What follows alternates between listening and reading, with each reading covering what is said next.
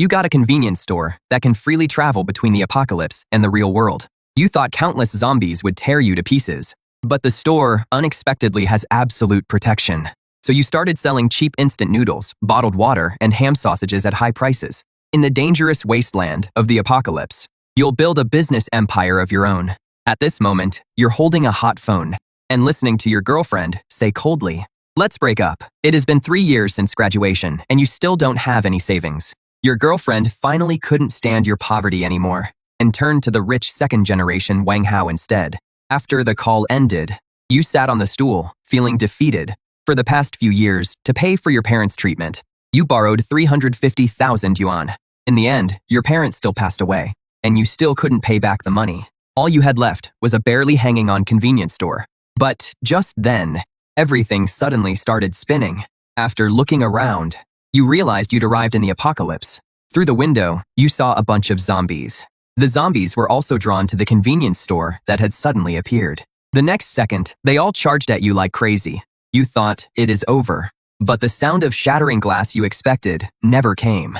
The door that would normally break at a touch didn't budge at all now. Just then, a light screen appeared in front of your eyes. Current world, apocalypse era, store status, absolutely safe. Dimensional travel can be used again in 12 hours. In other words, as long as you stay here for 12 hours, you can return to the original world. You glanced at the monsters outside and ran a frustrated hand through your hair. The shop was less than 20 square meters and packed with all kinds of goods. Braised beef instant noodles, bottled water, ham sausages, bread, cookies. In the original world, all of this together was worth almost nothing. But what about here? A thought rose from deep in your mind. In the apocalyptic world, the most valuable things aren't gold or diamonds, but clean food and water. You rushed to the shelf in a few quick steps and picked up the most ordinary bottle of water. In the original world, this bottle of water sells for 2 yuan. In this world, overrun by zombies, how much would it be worth? You thought of that 350,000 yuan debt and remembered what Zhang Qian said on the phone, "Let's break up." You twisted open that bottle of water and took a big gulp. What you need to do now is use these 12 hours to earn your first pot of gold. You even started to wonder if 1 bottle of water for 1 gram of gold was too little. 1 bottle of water for 10 grams of gold. 1 pack of instant noodles for 100 grams. You forced yourself to calm down. Right now, you need customers first. With more than a dozen zombies blocking the door, what survivor would dare come near? But just sitting there for 12 hours was something you absolutely couldn't accept. Your eyes fell on the braised beef instant noodles. And just like that, a plan formed in your mind. In this world filled with rust and the stench of decay, what could be more irresistible than a fragrant bowl of instant noodles? You plugged it in and pressed the switch. The kettle started bubbling. There was actually still electricity in the convenience store. It seemed this system-bound space was completely separate from the outside world, a world of its own. The water boiled quickly. A rich, overpowering aroma instantly filled the shop. Even you couldn't help swallowing. But then another problem came up. How could you send that mouth-watering smell outside with any precision? You couldn't exactly open the door. You looked around the shop. In the end, your eyes landed on a range hood. The rich aroma drifted through that tiny passage and floated outside, into that deathly silent world. Time passed second by second. Outside, it was still silent as the grave. Just when your patience was running out, a burst of flames suddenly swept over those dozen or so zombies. You looked out the window warily. It was a woman. Her eyes swept over this shop, so out of place among the surrounding ruins. Interesting. In a hellhole like this, someone actually dares to open a store. She walked straight toward the entrance, but the next second, she slammed into an invisible glass wall. You're awakened too. Is this your ability? After a moment of silence, I'm Nightingale. Xiaoguo. How much for that? Gold. What age do you think this is? Who still uses something that useless? I only take gold here. Seeing how forceful her attitude was, Nightingale raised her hand and fired a shot. A burst of flame shot straight at your face, but the flame still vanished the instant it touched the barrier. Can we talk business now? Fine, Boss Guo. How much for this cup of instant noodles? Not much, 100 grams of gold. Why don't you just rob me? Even if gold is about as unwanted as scrap metal right now, that doesn't mean it is lying around everywhere. You don't have to buy it. After saying that, you ignored her. Instead, you started eating the noodles you just made. The sound of your slurping was especially grating. Nightingale swallowed involuntarily. She couldn't even remember how long it had been since she'd had a hot meal. Normally, she got by on scavenged canned food and energy bars, but those things could only keep her alive and gave her no real pleasure from eating. Just then, her stomach let out a soft growl, even though it was very quiet. In this kind of setting, it might as well have been thunder. Nightingale's cheeks instantly flushed red. You acted as if you hadn't heard it and kept enjoying your instant noodles. I don't have that much gold right now. Can you let me pay later? No credit here. You weren't here to do charity work. Besides, you'll be going back in less than 12 hours. Who knows if Nightingale can bring the gold back in time? At last, you finished the last bite of noodles and let out a satisfied burp. You casually took a sausage off the shelf, then flicked it with your fingers, sending it in a perfect arc through the air, as casually as if you were feeding a stray cat on the side of the road. Nightingale's body instantly stiffened. This was outright contempt, but reason told her that she should pick up the sausage and eat it right away. Time seemed to freeze. In the end, after 2.5 seconds, hunger defeated dignity. In just 3 bites, the sausage was completely gone. This is my sincerity. 100 grams of gold for a bowl of noodles. Fair price, no tricks. Wait for me. She tossed out those 2 words and turned to leave. With her skills, as long as she could find a survivor camp or some bank vault from before the disaster, getting 100 grams of gold wouldn't be hard. But then you called out to her again. Wait. You calmly took out a can of cola. The legendary cola, a drink that used to be everywhere before the apocalypse. But now, it was more luxurious than any fine liquor. This one costs 50 grams of gold a can. Without waiting for Nightingale to respond, you tore open another pack of spicy strips. This one is cheaper, 30 grams of gold. A can of ice-cold cola, spicy strips, and hot instant noodles. Before the apocalypse, these 3 things were just the cheapest combo. But now, they were unbelievably tempting. Nightingale's fists clenched at her sides until they creaked. You'd better have enough stock ready. Then, she disappeared. She was going to get gold. Right now, this instant. At this moment, dimensional travel still had 10.5 hours left on cooldown. You started checking your supplies. Master Kong, 10 cases of Nongfu Spring, 15 packs of spicy strips, and plenty of sausages. You even found 5 eggs in the corner. An idea came to mind. A little over an hour later, a loud bang came from outside the door. Nightingale was back. She looked a little worn out, and she had a black bag in her hand. 200 grams of gold, no less, maybe more. Allow this item to enter the safe zone one way. After silently granting permission, the black bag was lifted by an invisible hand and gently dropped at your feet. Nightingale's pupils shrank sharply again. This man was even more unfathomable than she had imagined. After checking the goods, you took out braised beef instant noodles, ice-cold cola, and spicy strips. Then, right in front of Nightingale, you boiled another kettle of water. Finally, carrying the steaming bowl of instant noodles, you walked to the door. Just when Nightingale thought you were about to hand the food over, you suddenly stopped. You took an egg out of your pocket and looked at Nightingale. Miss, want to add an egg? How much? 50 grams of gold.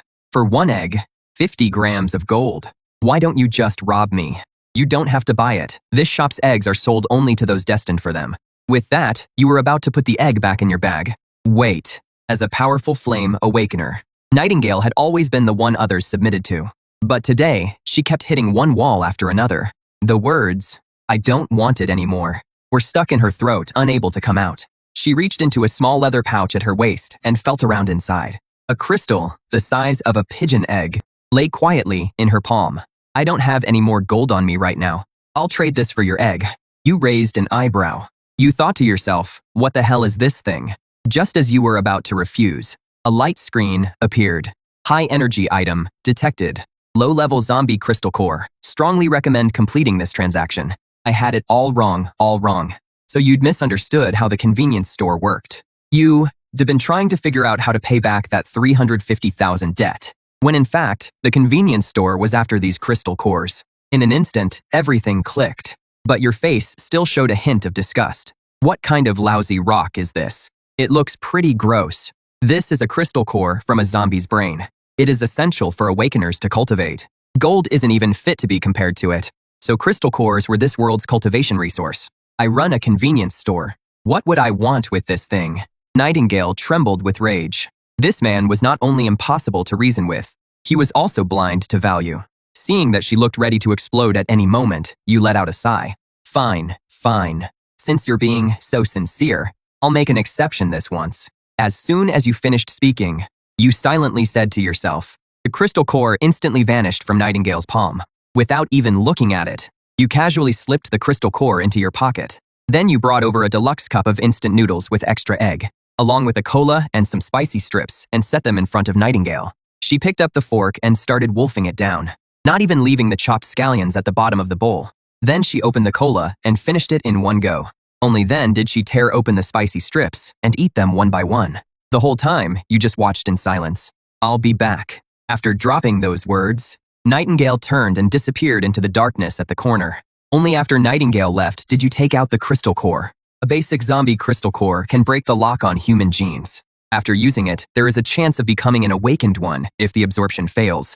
The user will be broken down into basic particles on the spot. The success rate is less than 1%. Your hand trembled, and you almost threw the crystal core away. What the hell is this? Less than a 1% success rate.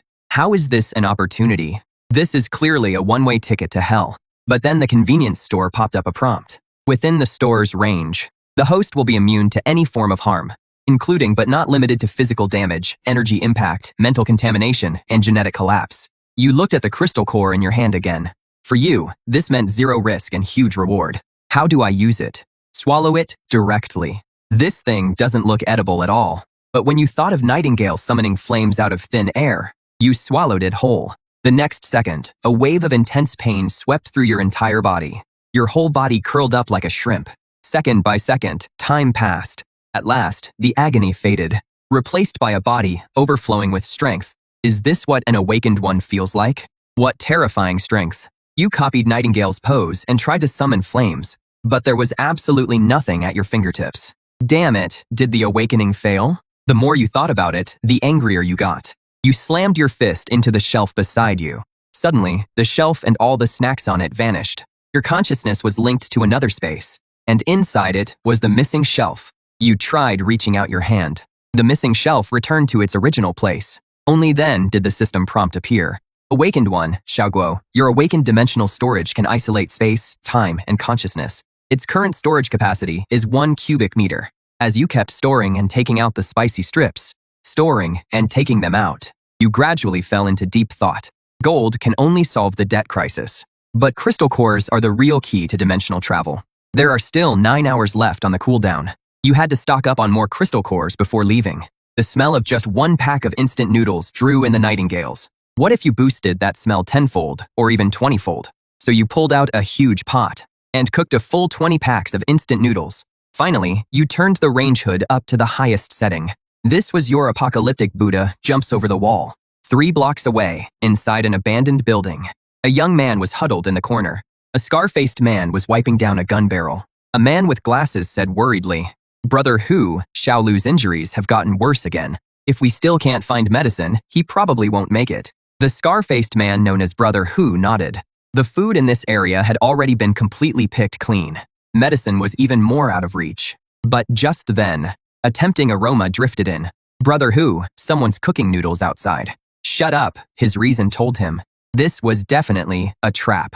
In the apocalypse, anyone who dared cook out in the open was either insane or a hunter with overwhelming strength. But their bodies, already tortured by hunger, kept growling in waves. "Find it, eat it." The man with glasses was getting anxious too. "Brother Hu, we're running out of time. If we get there too late, there won't even be any broth left." Brother Hu knew better than anyone that if this kept up, the 3 of them would starve to death sooner or later. In the end, a ruthless glint flashed in his eyes. They moved through street after street and spotted a small convenience store. A huge electric cooker was sitting right at the entrance. The pot was filled with instant noodles and ham sausages, and you were leaning casually against the doorframe. A trap, this had to be a trap. The 3 of them swallowed hard, but didn't dare step forward. Just then, he saw that behind the abandoned vehicle across from him, there was a man hiding in ambush. The others noticed him too. Brother Hu quickly made a gesture for everyone to stay quiet. Brother Hu calmed down, and soon spotted more people lying in wait. There was a blurry figure in the second-floor window on the left, and a metallic glint behind the trash pile in the alley on the right. At least 4 groups, like them, had been drawn in by the smell. Of course, you inside the hall knew. that quite a few people had gathered nearby. Everyone, after watching for so long, aren't you hungry? Your voice wasn't loud, but every person hiding nearby heard it. But there was no response at all. You fished a piece of sausage out of the pot and stuffed it into your mouth. Business is built on goodwill. I've got noodles and water here, and plenty of sausage to fill you up. The man behind the abandoned car finally couldn't hold back and spoke. What is the price? Gold or crystal cores? Everyone was stunned for a moment. Crystal cores made sense. They were real hard currency. But in the apocalypse, gold wasn't even worth as much as a steel plate. At that moment, an angry shout came from behind the trash pile. Damn it, this punk is messing with us. He never planned to trade. Let's kill him together. We'll split what is in the pot evenly. As soon as he said that, the atmosphere instantly turned even stranger. Everyone was thinking fast. But you kept eating your noodles without even looking up. You can try, but let me make this clear first. Anyone who makes a move will lose the right to trade, and can only watch helplessly as others eat noodles and drink the soup. The man behind the trash pile couldn't hold back any longer. Damn it, I don't buy this. He pulled out a shotgun, and 2 more men came out from behind him, holding a machete and a steel pipe. Everyone was waiting for someone to make the first move and test you. The man pulled the trigger without hesitation. But when the bullet was 2.5 meters from the convenience store, it hit an invisible wall. From start to finish, you didn't even flinch. You even fished out another sausage and stuffed it into your mouth. The entire square fell into an eerie silence. His 2 companions with the machete and steel pipe also froze in place. Just then, the man behind the abandoned car seemed to realize something. Since physical attacks don't work, what about non-physical attacks? An invisible wave gathered in his palm. An invisible burst of psychic force shot toward you. This was his ability. Psychic Pierce. But when that psychic blast hit the convenience store, it didn't even cause the slightest ripple. At that moment, everyone understood. Inside the small hall, you were invincible. Even Tiger Bro's underling was already drenched in cold sweat. He was extremely relieved that he hadn't acted on impulse just now. You finally finished the noodles in your mouth. Then you looked toward the man behind the trash pile. I said it before. Anyone who makes a move will lose the right to trade. Does anyone still want to try? The area fell into deathly silence once again, just as the tense standoff was about to drive everyone crazy. The rhythmic click of high heels came closer and closer. Everyone looked toward the source of the sound. It was Nightingale. Tiger Bro recognized the woman. Or rather, in these ruins, any survivor who had lived long enough had heard of Nightingale, a top-awakened fighter who used fire as her weapon. What is she doing here? You've really caused quite a stir. There are always people who have to learn the hard way. I suggest you all put away those thoughts you shouldn't be having. Forget the scrap metal in your hands. Even I couldn't damage this store in the slightest. The whole square fell silent once again. Tiger Bro took a deep breath and slowly walked out. He spread his hands open to show that he had no weapon. The people hiding in the other corners also started showing themselves one by one. Nightingale stopped paying attention to the others. She pulled several items from her belt. 3 gleaming gold bars. Each one weighed a kilo. I want cookies, canned food, and water. Any food that is easy to carry and store. For a top hunter, those ready-to-eat processed foods were the more practical choice. You liked doing business with smart people. Soon, you brought out compressed biscuits, luncheon meat, canned food, and bottled water. A deal was easily completed in front of everyone. Nightingale took the food. Then he turned and disappeared into the darkness. Everyone's attention shifted back to you. This time, there was no more testing or killing intent. Only the purest desire remained. Now, it is your turn. You all understand the rules, right? Gold or crystal cores for food. Except for the guy guarding the door, of course. The man finally couldn't hold on any longer. He crawled and stumbled over to you. Boss, I was wrong. I really was wrong. Please, just give me a bite to eat. Even a sip of soup is enough. The 2 companions behind him also dropped to their knees and begged for mercy. The survivors around them felt no sympathy, only relief that they hadn't acted impulsively just now.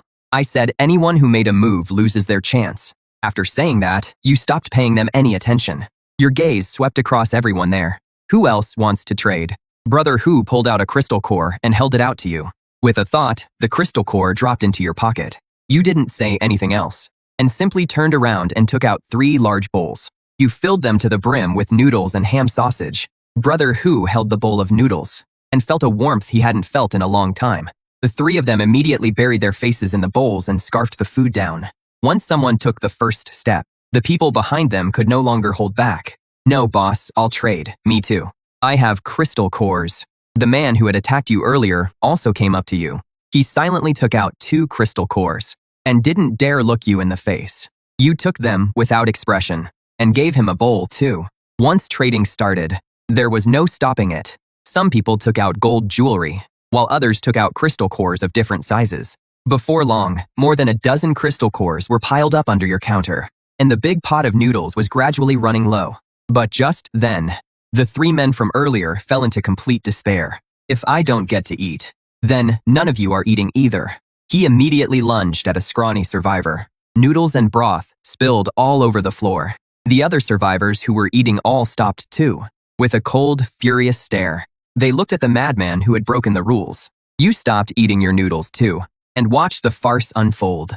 Suddenly, a burst of fire shot out. He didn't even have time to let out a scream. Before his whole body turned to ash, his 2 companions met the same fate as well. In less than 3 seconds, the 3 of them completely vanished from this world. Nightingale slowly stepped out of the darkness. I hate people who break the rules. You took a can of Coke from the freezer and tossed it to Nightingale. You said nothing. You just kept stirring the noodles in the pot. The transaction went on in complete harmony. Brother Hu and the other 2 had already finished their noodles. They even drank every last drop of the broth. More and more people poured in from every corner of the ruins. The shelves in the convenience store were emptying at an astonishing speed. No one complained about the prices, and no one caused any trouble. In the end, you sold out everything in the store. Nightingale tossed aside the empty Coke can in her hand. She walked up to you. You made a fortune. When are you coming back next time? I don't know. Nightingale gave you a long look. Then she turned and disappeared into the darkness. After everyone left, the whole square fell completely silent. With a thought, you opened the dimensional warehouse. There were more than 100 kilograms of gold inside. There were also 33 crystal cores. Although devouring crystal cores brought intense pain, you didn't hesitate for even a second. You swallowed them all in one gulp.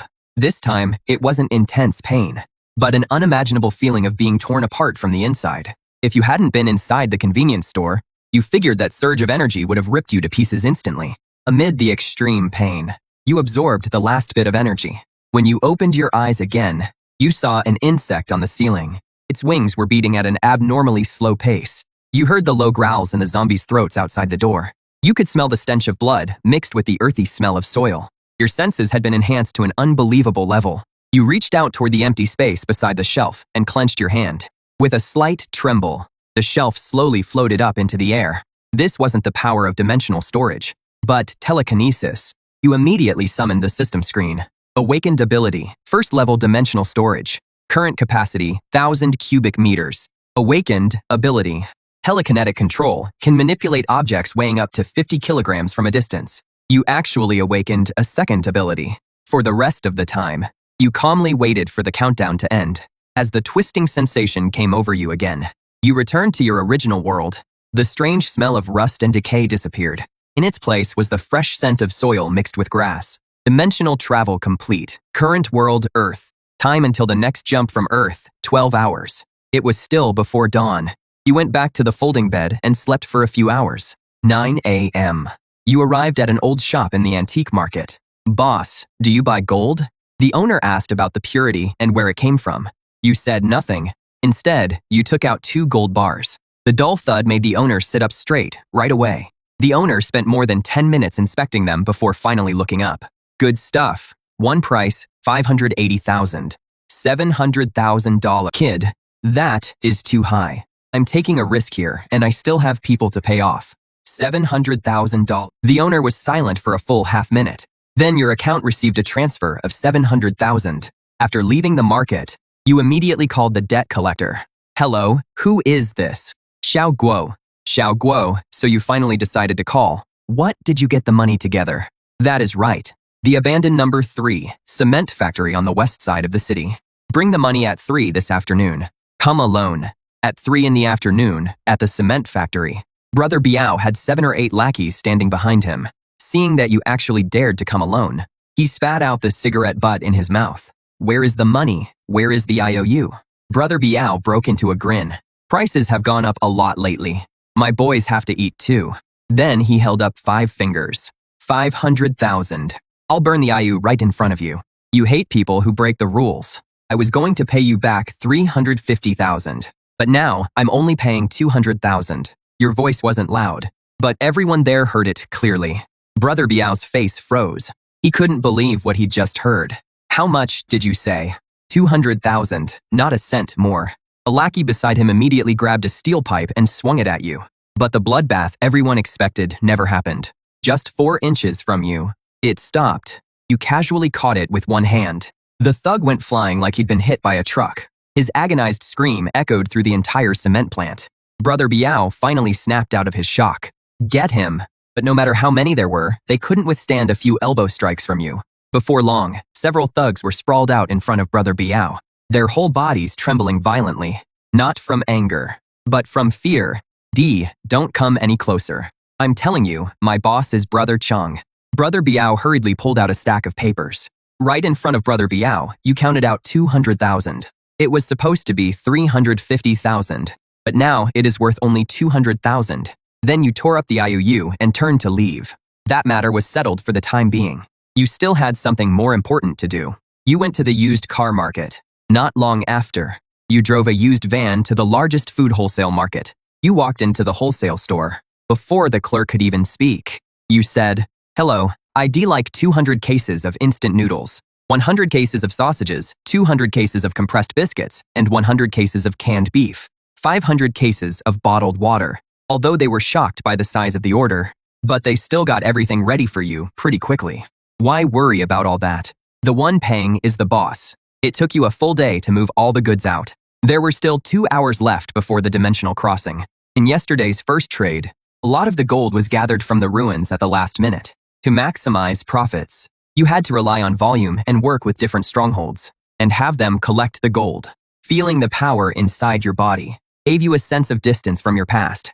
In the remaining 2 hours, you planned to have a good meal and say goodbye to your former self. So you drove to the most luxurious restaurant in the city. Compared to the luxury cars at the entrance, your van looked completely out of place. Even the valet thought you were there to steal a parking spot. "Sir, here at our establishment." But you simply pulled out a gold nugget the size of a soybean and handed it to the valet, telling him to park your car properly. "If you don't, I'll break your legs." The moment the gold nugget landed in his hand, that heavy weight made the valet freeze on the spot. You didn't even look at him. You just walked straight into the restaurant. The soft lighting and well-dressed guests made everything feel so elegant and unhurried. It was the complete opposite of the apocalyptic world from before. Just as you were looking at the menu, a woman's voice called out from nearby. "Xiao Guo." The voice belonged to your ex-girlfriend Zhang Qian. The man beside her was the rich heir Wang Hao. Wang Hao was stunned for a moment, then put an arm around Zhang Qian's waist and walked toward you. "Well, if it isn't Xiao Guo, what? Did your convenience store shut down? Are you here applying for a dishwashing job? A single steak here costs 3,800. Your monthly salary wouldn't even cover one bite. Too noisy. Tell your head chef to decide what to serve, whatever he is best at." Wang Hao felt like he'd punched a pillow. Being completely ignored like this made him feel awful. So he raised his voice again. "Are you deaf? I'm talking to you." But your face still showed no expression. Zhang Chen suddenly felt like you were a complete stranger. Hearing the commotion, the restaurant manager hurried over. "Sir, please calm down. Please don't disturb the other guests." When Wang Hao saw the manager, he got even more full of himself. "Manager Zhou, you came at the perfect time. So your restaurant lets just anyone in now. Letting someone like this sit here is dragging down your restaurant's class." Manager Zhou, of course, knew Wang Hao. Although he was the son of some local real estate tycoon, he noticed how unusually calm you were. So he stayed polite but firm. "Mr. Wang, our restaurant treats every guest equally. Do we have a private room?" Manager Zhou immediately gave you a 90-degree bow. "Mr. Xiaoguo, we're deeply sorry. We failed to serve you properly and ruined your dining experience." He immediately had a new server escort you to a private room. From beginning to end, you didn't even look Wang Hao in the eye. Wang Hao still wanted to say something, but Manager Zhou cut him off. "Mr. Wang, please stop causing a scene at once, or I'll have no choice but to call security and ask you and this lady to leave." In the private room, all kinds of exquisite dishes were served. Back then, you weren't even worthy of eating them. Now that you'd tried them, you realized they were nothing special. After the meal, you returned to the convenience store. At that moment, there were 150 seconds left until the next traversal. When the time ran out, the city's noise quickly faded away, replaced by the dead silence of the apocalypse. The 12-hour traversal cooldown had also dropped to 11 hours. You guessed that as the number of traversals increased, you'd eventually be able to travel freely between the apocalypse and the real world. You could feel many eyes on you from all around. The survivors from last time had already spread news of the mysterious convenience store all over. The people coming now were no longer starving stragglers, but scouts from organized groups. After about 10 minutes, a figure walked toward the convenience store. The man stopped at your door with a rifle slung over his back. "My name is Scorpion. I'm here on behalf of Rock's Stronghold. I'd like to talk about a deal with you. Our stronghold needs a large amount of supplies. Food, water, medicine, weapons, ammo, we want it all. I don't sell weapons." There was no disappointment on Scorpion's face, as if he'd already expected that answer. He pulled out a gold bar from his pocket and set it on the table. "This is the deposit. We want to build a long-term partnership with you. We hope you can give us a better price. My prices are the same for everyone." Just then, several faint ripples appeared in the shadows behind him. Scorpion raised a hand in a calming gesture. "We're sincere about this." You said nothing. Instead, you reached out toward the canned meat on the shelf without touching it. It slowly floated over to the counter. Scorpion's pupils suddenly shrank. Before seeing your telekinesis, Scorpion had thought your only advantage was that impenetrable defense. He didn't expect you to be a powerful awakened one yourself. 1 case of canned food. 1 gold bar. We need an exact number. We need to know exactly how much stock you have. That was also one of the reasons for this visit. You let out a soft chuckle and snapped your fingers. A small mountain of bottled water appeared out of thin air on the ground. The sight made Scorpion's brain freeze for a full 2.5 seconds. Is this enough? If not, you snapped your fingers again. Another small mountain appeared, this time made of compressed biscuits. Scorpion swallowed hard. The man in front of him not only had telekinetic powers, he also had spatial powers. "How do you set the price?" "I told you already, 1 gold bar. For 1 case of canned food, we'll take it all. But we'll need time to prepare. Gold can be traded for goods. As for the scattered items on the shelves, if you want to buy in bulk, you'll have to pay a different price. Qinghe can't be used for trade. It is the source of an awakened one's power. It is the foundation of the stronghold's existence. That is your problem, not mine." The moment you finished speaking, the 2 small mountains vanished out of thin air. From start to finish, the leverage in this deal has been in your hands. If Scorpion refuses to trade, then, once the other outposts agree to it, Panshi will eventually be unable to hold out and will completely fall apart. We need a specific exchange rate. 100 gold bars plus 10 crystal cores for water. As for the biscuits, the price is doubled. Scorpion's fists clenched tightly at his sides. This isn't just an outrageous price anymore. This is outright robbery. Scorpion took a deep breath, forcing himself to calm down. "I need to go back and report this gold bar to the leader. Consider it your fee for asking directions." You nodded and pocketed the gold bar. Scorpion said nothing. He slowly stepped back into the darkness. You went back to the counter and calmly wiped down the already spotless countertop. Another 10 minutes passed. 3 figures emerged. One was a middle-aged man wearing glasses. 2 soldiers followed behind him. "Hello, boss. My surname is G. Everyone calls me Professor G. I'm from the lighthouse shelter." You said nothing. You just quietly watched him. From an economic perspective, your current model can't be sustained for long. Once an outpost loses a large number of crystal cores, it is bound to collapse. When that happens, who will buy your goods? That just makes the remaining crystal cores even more valuable now. The smile on Professor G's face completely froze. You don't care at all about any system or any future, because you alone hold the power to set the prices. Just then, Nightingale stepped out of the darkness.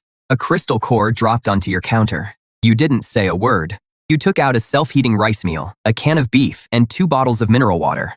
Nightingale took the items and turned to leave. The whole exchange happened in silence. His so-called rational analysis had turned into a complete joke. 100 gold bars plus 10 crystal cores. Water is available for that exchange, but it'll cost extra. The nonsense you just spewed wasted 3 minutes of my time. So now it'll cost you 15 crystal cores. We'll trade. The man in front of you might not be the strongest awakened in the wasteland, but his convenience store was unbeatable. Professor G pulled a military communicator from inside his coat. Bring 100 gold bars and 15 crystal cores. About 20 minutes later, the roar of engines came from the distance. 2 metal cases were placed in front of you. One was packed full of gold bars, and the other held 15 crystal cores. You also tossed case after case of water beyond the boundary. After the trade was complete, several figures slowly emerged from the darkness. Scorpion was back. There was also a team of 20 behind him. Almost instinctively, both sides raised their guns at each other.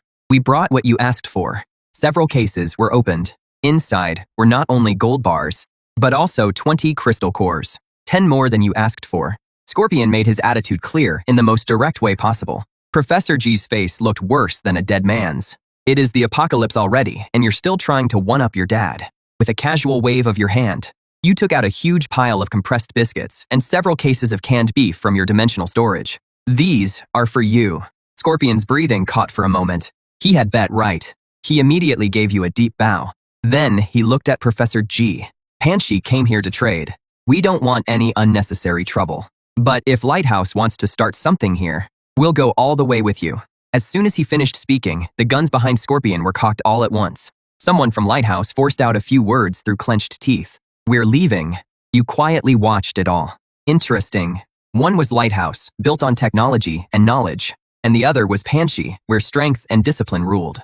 After he left, Scorpion bowed to you once more and quickly withdrew as well. From these 2 deals, you gained another 100 kilograms of gold. The silence didn't last long. This time, 3 convoys drove in from different directions. The snarls of zombies came from all around. The 3 factions almost all gave the order to prepare for battle at the same time. On one side was the burst fire of heavy machine guns and assault rifles. On the other were fireballs and ice spikes unleashed by the awakened. After the last zombie was taken down with a shot to the head, the square once again fell into a brief calm. Boss, we from Battle Axe have something to say. We from Ark have come in good faith as well.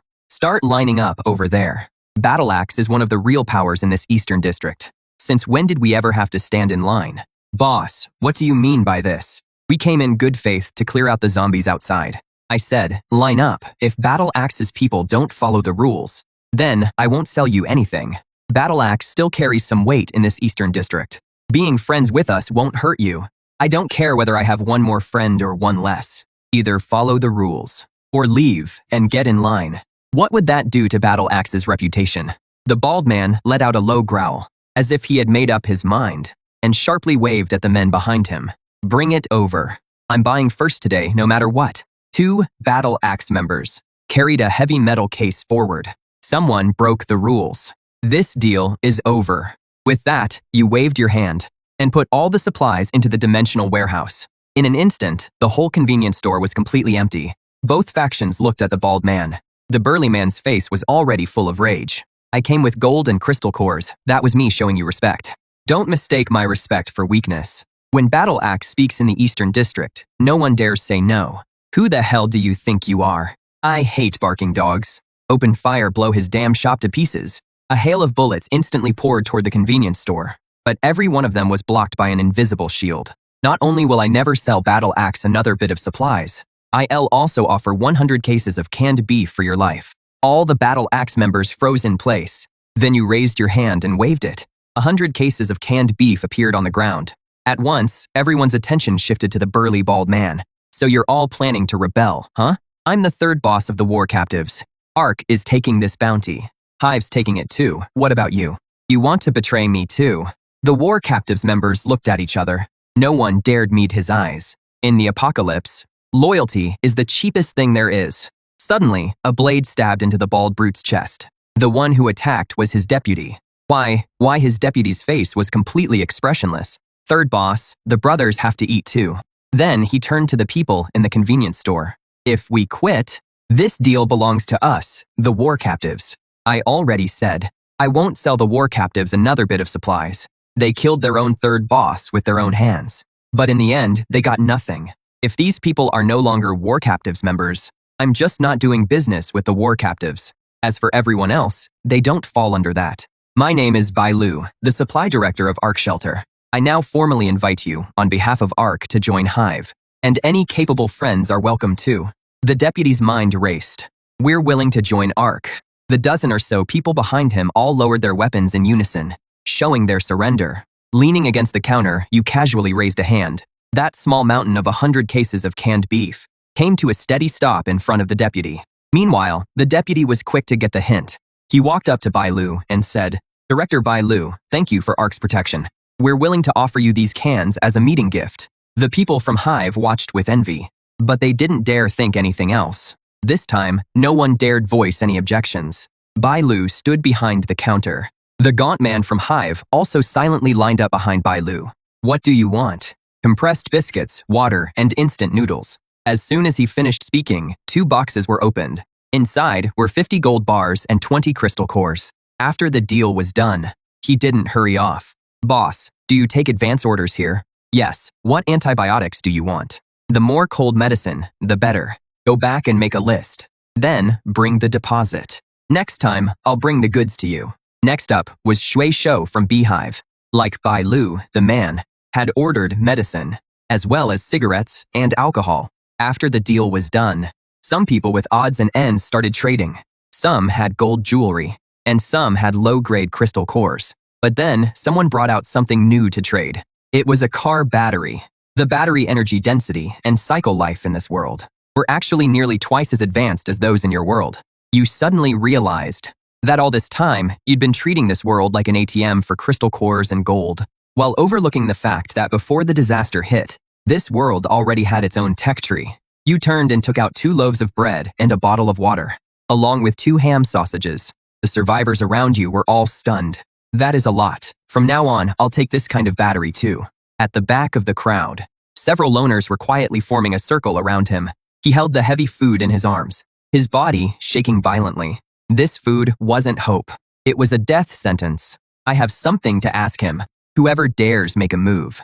I don't mind trading a few more crates of canned food for his head." At that moment, the few loners suddenly froze. After all, Axe's third boss was still sleeping not far away. "What is your name?"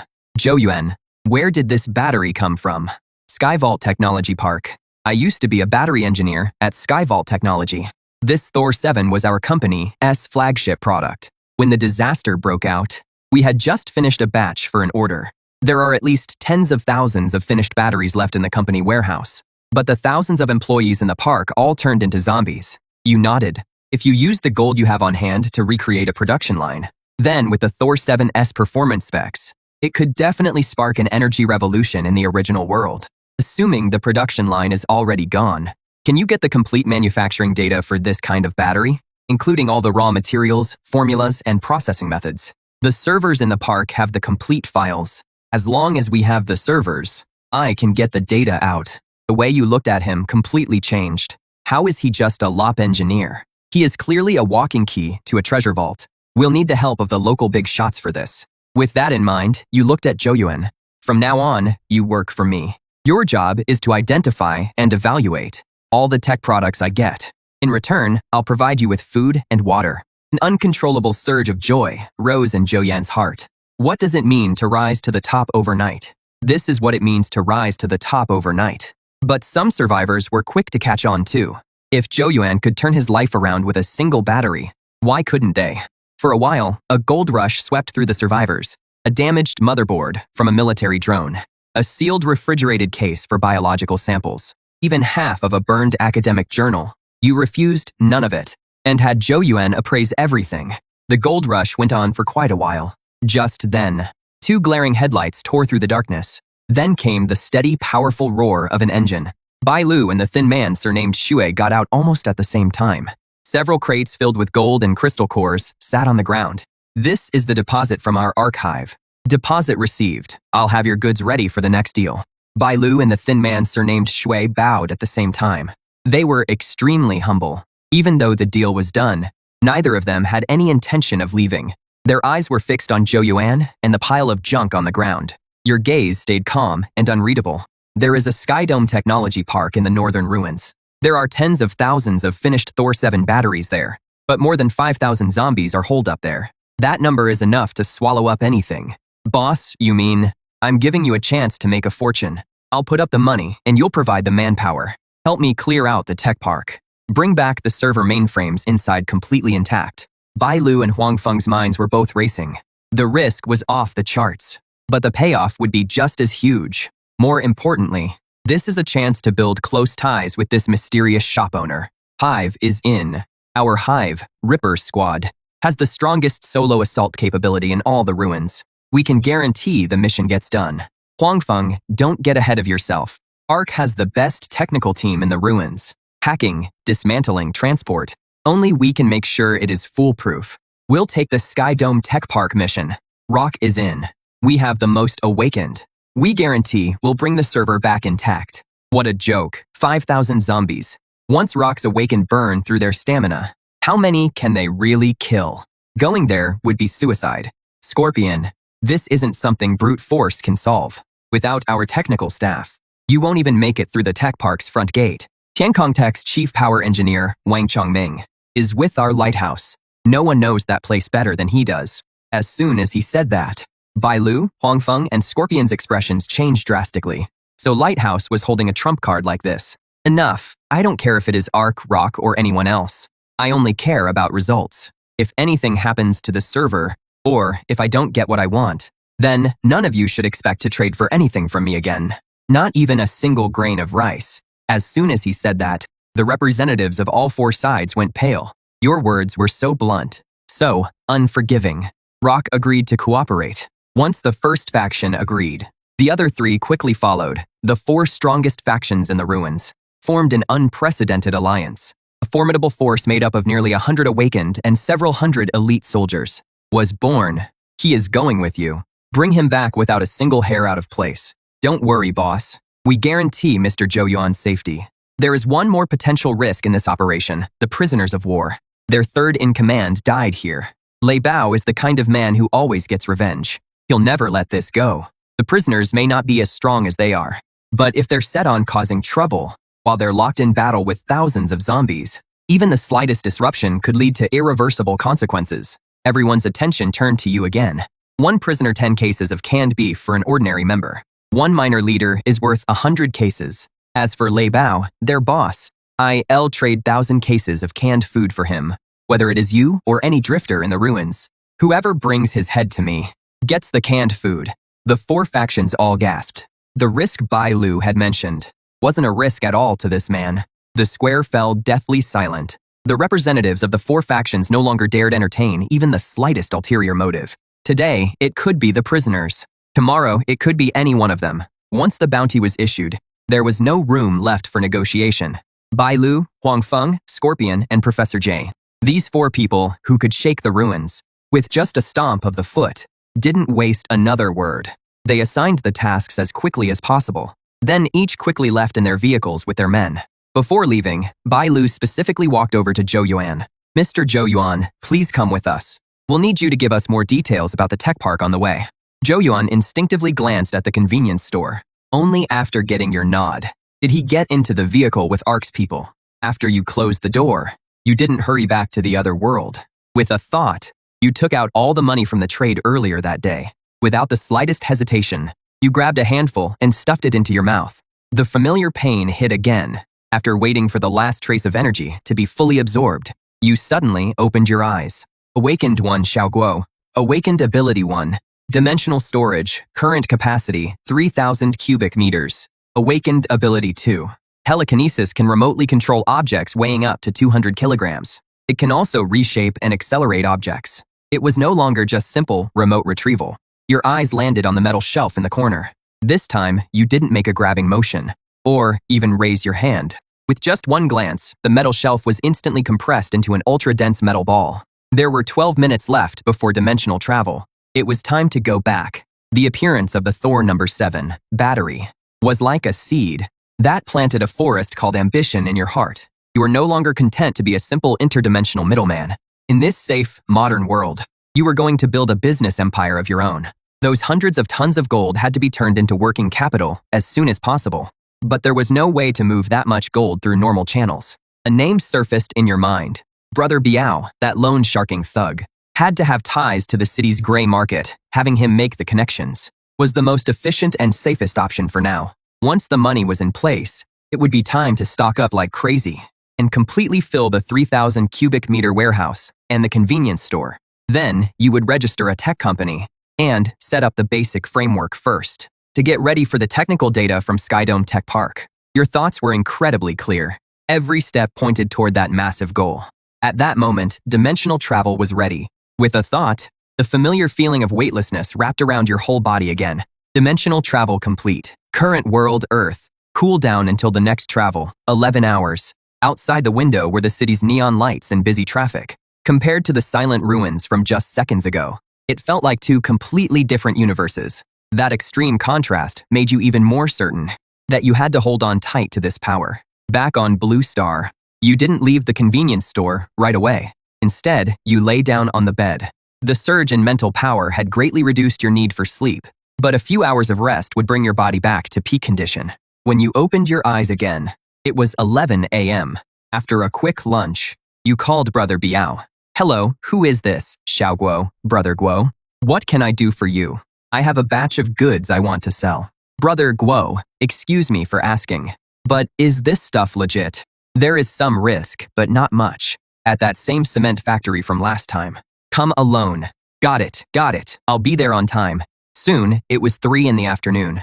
Still at that same cement factory. But this time, you were the one sitting on the sofa. Brother Biao arrived as promised. In front of you, he didn't even dare breathe too loudly. "Brother Guo, these are the goods you want moved." You pulled a gold bar out of the sack. Brother Biao's pupils narrowed slightly. A 500-gram gold bar was valuable, but any bigger gold shop could handle it.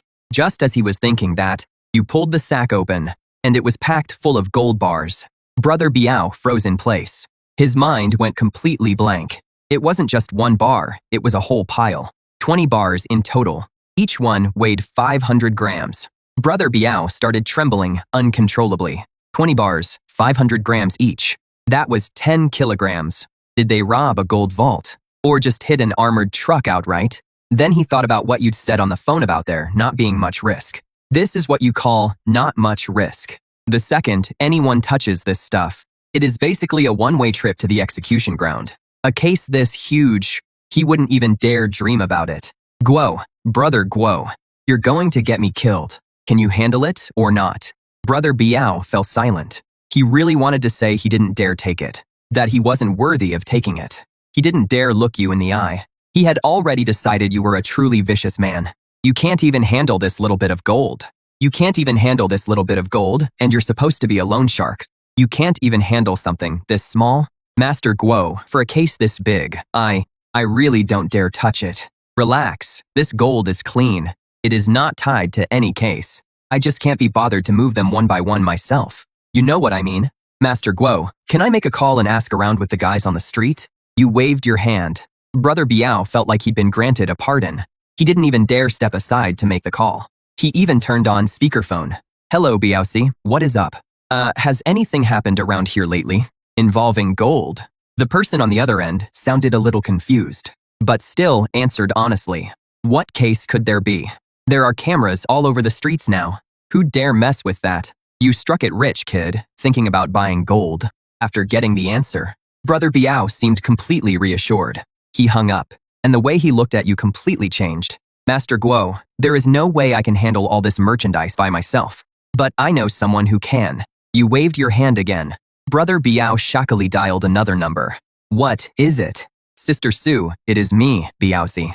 I've got a big shot here, with a batch of gold on hand. He wants to sell it, and it is a lot, about 10 kilograms. After hearing that, the silence on the other end dragged on even longer. Half an hour later, the usual place, I'll inspect the goods myself. You arrived at a private club. Sister Sue was a woman wearing a chapao. She gestured for you to sit. You didn't stand on ceremony either. You casually sat down in the seat. Then, you tossed the sack onto the table. The woman called Sister Sue didn't stop pouring tea. Only after sliding the tea in front of you did she slowly speak. "My friend, how should I address you?" "Mr. Guo, may I see the goods?" You nodded. After opening the bag, 10 gold bars lay there quietly. Sister Sue handled them with expert skill. After examining them for a long while, she murmured, 999 pure gold full weight too. Standard large gold bars. Only then did she look up at Mr. Guo. "Such a large shipment, where did it come from?" You picked up your teacup and took a light sip. "Mr. Guo, it is not that I don't trust you. It is just that this business has its rules. 10 kilos is no small amount. I have to get a clear answer. As she spoke, she watched your expression. But you said nothing. You just glanced at Biao-ji. Biao-ji immediately got the message and hurried out. Then you took a gold bar out of the bag. With Sister Sue watching, you applied a little pressure. The gold bar was like putty in your hands. Someone with that kind of strength would have no reason to deal in a batch of dirty gold. She took a deep breath and named her price.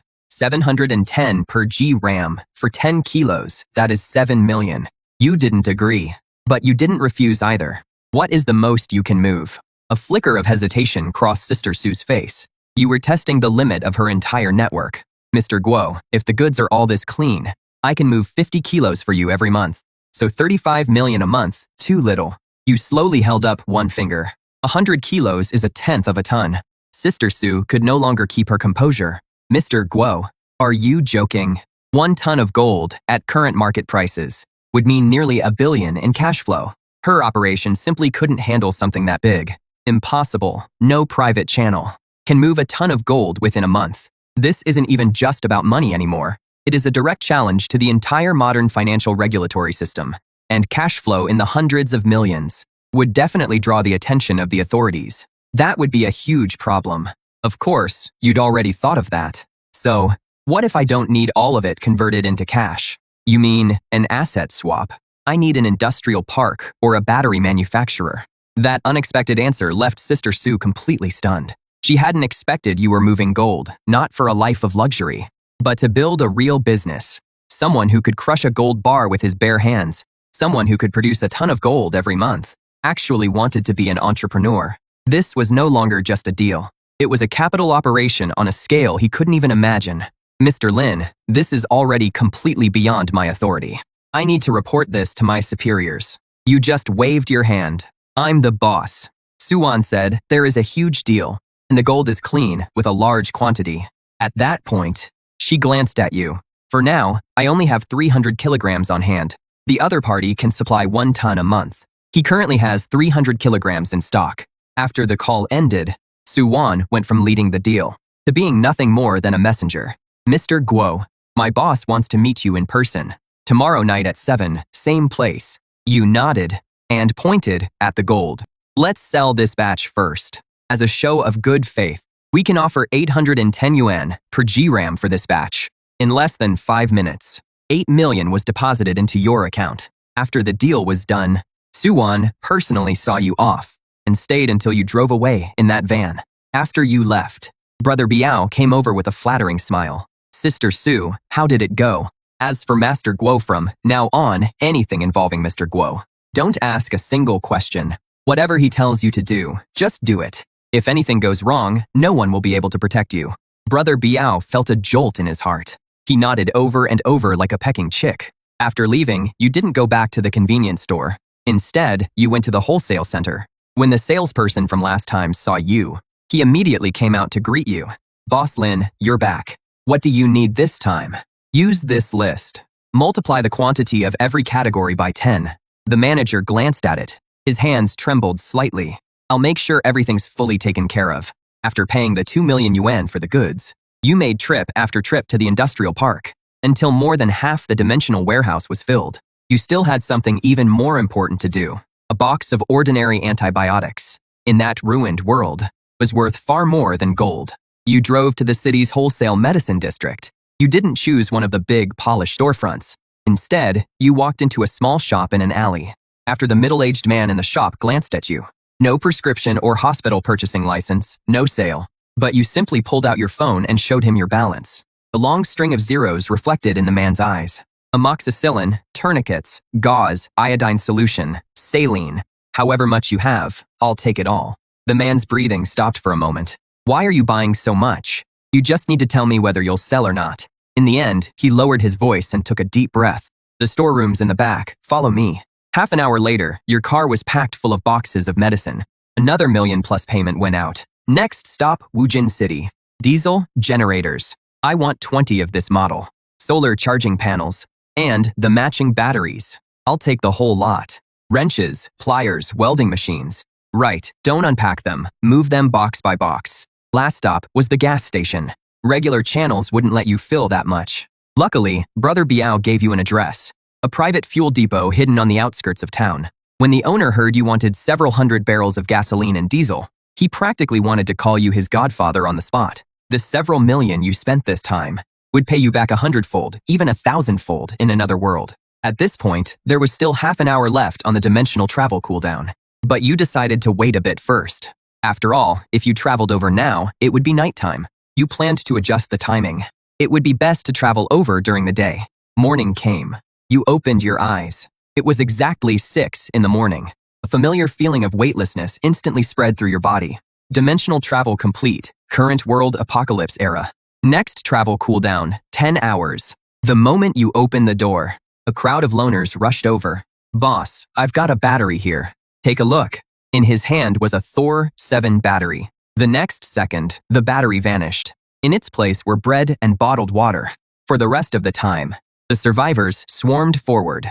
This went on until 7 o'clock, when a slight tremor ran through the area. The 4 major factions of the ruins all got out of their vehicles together. Boss, we're ready. All technical staff and equipment are in place. The Hive scouts have already gone ahead. They're clearing obstacles along the way. Engineer Wang Chongming has confirmed the server's exact location. We can leave at any time. Have you all had breakfast? The sudden question caught Scorpion and the others off guard. Before they could answer, you gave a broad wave of your hand. A huge amount of instant noodles, self-heating rice, and canned food piled up into a mountain of supplies. The 4 of them swallowed hard. Even for them, getting enough to eat wasn't easy. As for eating well, that was even more out of reach. What are you all standing around for? It is from the boss. Go on. That shout was like lighting a fuse. The next moment, everyone lined up in an orderly way to get food. The soldiers' eyes instantly turned red. They stuffed food into their mouths in big bites. If even breakfast before departure was this generous, then if they really completed the mission, what would they get? Would they get meat with every meal? Just as everyone was enjoying the most lavish meal of the apocalypse, you made another move. Several more cardboard boxes hit the ground. This time, it wasn't food, but cigarettes. In the apocalypse, cigarettes were second only to crystal cores. As hard currency, hand them out. 2 packs for each regular soldier, and 1 carton for each awakened. These weren't ordinary supplies. This was a luxury for the soul. What you did was more effective than any pre-battle pep talk. It didn't just fill their stomachs. It also soothed their tense spirits. Just when everyone thought that was all, you raised your hand again. This time, it was several black cases marked with precise symbols. Professor G rushed over. He opened one of the cases. Inside were reconnaissance drones. The other cases held matching radios, anti-jamming, ultra-long battery life, thermal imaging. With these, we can avoid 90% of the danger ahead of time. Scorpion, Bailu, and Hornet gathered around. Their breathing grew heavy. In the past, they could only rely on scouts risking their lives to search the way ahead. And communication basically meant shouting. This was a total game changer. With everyone fed and rested, all the fighters were in peak mental condition. Move out. The roar of engines merged into a torrent of steel, making the ground itself tremble. The 4 major factions of the ruins rolled towards Skydome Tech Park. Bedrock's heavy trucks led the way, using their rams to tear through abandoned vehicles blocking the road with ease. Ark's convoy held the center in support. Inside her vehicle, Bailu used drones to monitor the surroundings, calmly coordinating each unit's route. Hive's motorcycles, led by Hornet, cruised along both flanks. Lighthouse's transport trucks followed steadily at the rear, protecting Professor G, the tech team, and the supplies. At that moment, a Hive scout's voice came through the radio. A small lion pack spotted 500 meters ahead, around 30 total. No special mutated variants detected. Bailu quickly gave the order. Arc Team 2, take them out. As soon as the order was given, several off-road vehicles broke away from the main force. Then the roof-mounted machine guns opened fire. A dense hail of bullets instantly tore the lion pack apart. The whole process was smooth and efficient, without a second wasted. Meanwhile, in the convenience store, you were leaning back on a folding bed, watching the monitor in front of you. The screen clearly showed the footage sent back by the drones. At that moment, the steel convoy stopped 1 kilometer from Skydome Tech Park. Skydome Tech Park was like a small city.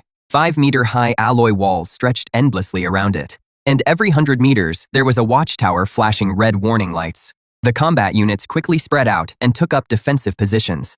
Meanwhile, Scorpion, Bailu, Hornet, and Professor G gathered together. their faces grim as they stared at the screen. Bai Lu zoomed in on the gate structure and said, "The main gate system is completely locked down. We'll need high explosives to blow it open."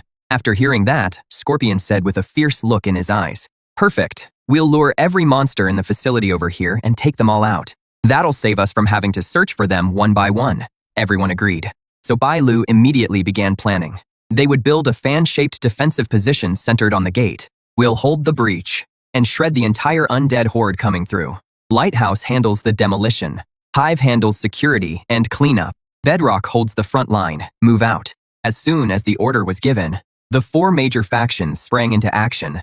The entire allied force moved like a finely tuned war machine. The fighters from Hanxi's stronghold set up the first line of defense in front of the gate. They also set up heavy machine guns aimed at the gate. Meanwhile, ARC personnel quickly set directional charges. Several Earth-type awakeners pressed their hands against the ground. At once, a deep rumble sounded. Then, the solid ground began to writhe and heave. Trenches appeared out of nowhere, forming a complex network of subzones. Before long, a crude but deadly defensive fortification had taken shape. The demolition experts placed high explosives on the alloy gate.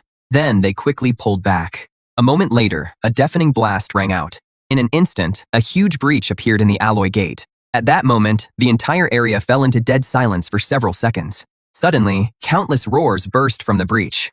Dense masses of zombies poured out through the breach and charged straight at the defensive positions. "Open fire." At Bai Lu's command, the heavy machine guns instantly opened up.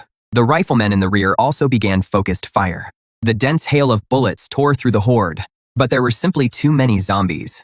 Countless zombies fell, but the horde kept charging. In no time, they reached the trenches at the front line. In just a few short seconds, the trenches were filled in with bodies. More zombies charged over on a bridge of corpses. Just then, the directional mines were triggered. Amid the massive explosions, a huge area was cleared out in an instant, but it was immediately filled again by a fresh black tide of roaring zombies. Then, he personally picked up a light machine gun and sprayed the horde like crazy. The rock soldiers behind him also held the line with everything they had. The monitors showed flesh and blood flying everywhere. Everything was under control. You watched it all with a blank expression. You raised a hand and used a drone to look over the entire tech park from above. The zombie horde inside was visibly starting to thin out. At that moment, Nightingale appeared at the corner of the street. A group of awakeners followed behind her. Everyone stared at the store's shelves, packed with goods. Their eyes were full of greed and desire. Nightingale, however, stayed perfectly calm. She looked straight at you and got right to the point. "I heard you're attacking Skyvault Tech Park. The people behind me and I can help." At that, your gaze swept over the group. Then the corner of your mouth curled into an amused smile. "Help, Bai Lu and Scorpion, are already enough." Nightingale's expression grew a little complicated after hearing that. She took a deep breath. "Whatever they can do, we can do too. We can do it even better." That immediately piqued your interest. So you pointed at the monitor in front of you and said, "See that gap? The zombies coming out of there are yours. As an advance payment, each of you can go to Bai Lu first and get 1 can of beef. Then, let me see if you're qualified to sit at the table." The Awakeners turned embarrassed and furious when they heard that. "You want us to risk our lives for 1 can of beef? What do you take us for, beggars?" The angry shouting rose one after another. Nightingale paid it no mind. She stared fixedly at you. "All of you, shut up. If you want to leave, get out now. If you want to stay, come with me to get the cans, then get to work." With that, she strode toward the tech park, leaving the Awakeners behind, staring at one another. A moment later, the scar-faced brute gritted his teeth and followed. Seeing that, the rest gradually followed behind. Inside the convenience store, you took it all in. A faint, cold smile curled at the corner of your mouth. What you needed wasn't a bunch of mercenaries who only cared about money, but a force that would stay loyal to you. Not long after, Nightingale showed up with more than a dozen awakened. Bai Lu frowned slightly when she saw them. Nightingale didn't waste any words. "Boss Guo's orders. That gap belongs to us now." Hearing that, Bai Lu didn't ask any more questions. She simply handed out a box of canned beef. Nightingale and the others took it without expression. Then they headed straight for the zombie horde without hesitation. Bai Lu watched this scene. Her expression complicated. She couldn't understand why you had sent this group of independents onto the battlefield. But she still pushed down her doubts and gave a new order. "Everyone, conserve ammunition. Extend firepower to both flanks." In an instant, the gunfire weakened, a deadly gap opened outside the defensive line. Countless zombies surged wildly toward the gap. Seeing this, the scar-faced brute let out a beast-like roar. He transformed into a savage beast, a humanoid monster over 2 meters tall, and charged straight into the zombie horde. More than a dozen zombies were sent flying instantly. The others sprang into action when they saw that. For a moment, all kinds of awakened abilities erupted across the battlefield. But the problem was quickly exposed. The awakened were all fighting on their own, with no coordination at all. Their attacks were wild but effective, but their defense was full of holes. From time to time, zombies slipped past their line. The soldiers could only shoot them down right away. Nightingale had been standing at the back of the group, watching coldly the whole time. Not until the team started showing signs of collapse did he finally make his move. He slowly raised his right hand. An eerie flaming lotus quietly bloomed in his palm, giving off a terrifying aura of destruction. Fall back. At his words, the awakened frantically retreated. The next second, Nightingale stepped forward and gently pushed the flaming lotus in his hand forward. The fire lotus flew from his hand. It drifted down lightly and landed in the center of the zombie horde. In an instant, it turned into a storm of fire. It completely swallowed up an area dozens of meters across. Hundreds of zombies were burned to ash in the intense heat. A moment later, the flames died away. Everyone stood there, frozen in shock. At that moment, you looked at the monitor and smiled. This Nightingale is interesting, strong enough, and level-headed. As for the others, they're nothing but a mob. As you thought it over, you noticed the zombies pouring out of the breach were starting to thin out. The zombies inside were almost cleared out too. Bailu and the others noticed it too. Morale on the battlefield instantly shot up. After several rounds of fire, the zombie horde was completely cut off. Then Bailu's voice rang out across the entire position. All units, move forward. Maintain a defensive formation. Enter the park and secure the central plaza. Right after that, engines roared to life again.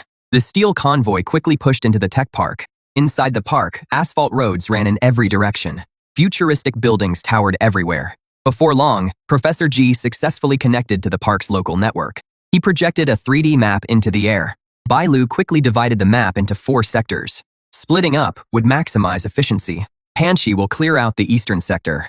Zhongyuan will go with them to check whether the production line is intact. Feng Chao will clear the perimeter and the rooftops. Feng Zhou will handle the western administrative building and the data center. Deng Te will escort Professor Ji and Wang Chongming into the R&D building. Find the main server. Moments after the order was given, the joint force quickly split into 4 groups. They rapidly advanced toward their assigned target areas. Meanwhile, Nightingale and the others were left behind where they stood. Each of them had a complicated look in their eyes. They could only watch as the 4 major factions left. Just then, Bailu came back. Boss Guo sent word. He wants you to clear the 6 dorm buildings on the north side. Any problems with that? Nightingale gave a slight nod. Then, she started walking toward the dorm area. Seeing this, the people behind her quickly followed. At that moment, the Deng Te team arrived in front of the RID building. Professor Ji immediately sent people to clear the passageway. Then he and Wang Chongming took the elevator down to basement level 3. A moment later, the elevator doors slid open silently. At the end of the corridor on basement level 3 was a blast door. When Wang Chongming saw it, he quickly walked over. He entered a string of numbers into the control panel beside the door. Then came a click. The heavy mechanical lock began to turn. Then, the blast door slowly opened. A blast of cold air hit them at once. Inside the room, rows of black server racks were neatly lined up. Countless indicator lights flickered in the dark. Seeing this, the group quickly entered the room to look for the server. Soon, Wang Chongming said excitedly, "Found it." Hearing him, Professor Ji hurried over. At the same time, several technicians immediately spread out. They connected storage devices to the server ports and began copying the data. On the computer screen, a green progress bar slowly moved forward. Professor Ji then spoke into the communicator. "Boss Guo, Lighthouse has reached the target location. Copying the data is expected to take 40 minutes. Meanwhile, inside the huge production workshop in the Eastern District, the zombies had already been cleared out by the combat team. Zhou Yuan was standing in front of a massive production machine. His fingers moved quickly across the control panel. Soon, the indicator light above the machine changed from red to green. When Zhou Yuan saw it, he shouted excitedly, "The main structure of this production line is intact. We only need to replace a few worn parts. Then connect the power and it can be restarted." Hearing that, Scorpion asked in confusion, "Where are the batteries Boss Gu wants?" Over here, hearing that, Zhou Yuan pointed toward the tightly shut warehouse door deep inside the workshop. Then the rock soldiers stepped forward and pried the door open with a crowbar. Inside the warehouse, countless shelves stretched into the darkness. Everyone froze in place. Because the shelves were neatly stacked with brand new boxes, the boxes were printed with the unmistakable Thor Type 7 logo. At that moment, one of the soldiers stepped forward and cut open a box with a knife. The next second, more than a dozen brand new batteries rolled out. The rock soldiers instantly erupted with excitement. Zhou Yuan moved excitedly through the shelves, while quickly scanning the inventory codes with a tablet. There are at least 30,000 batteries here, and they're in excellent condition. The damage rate is under 5%.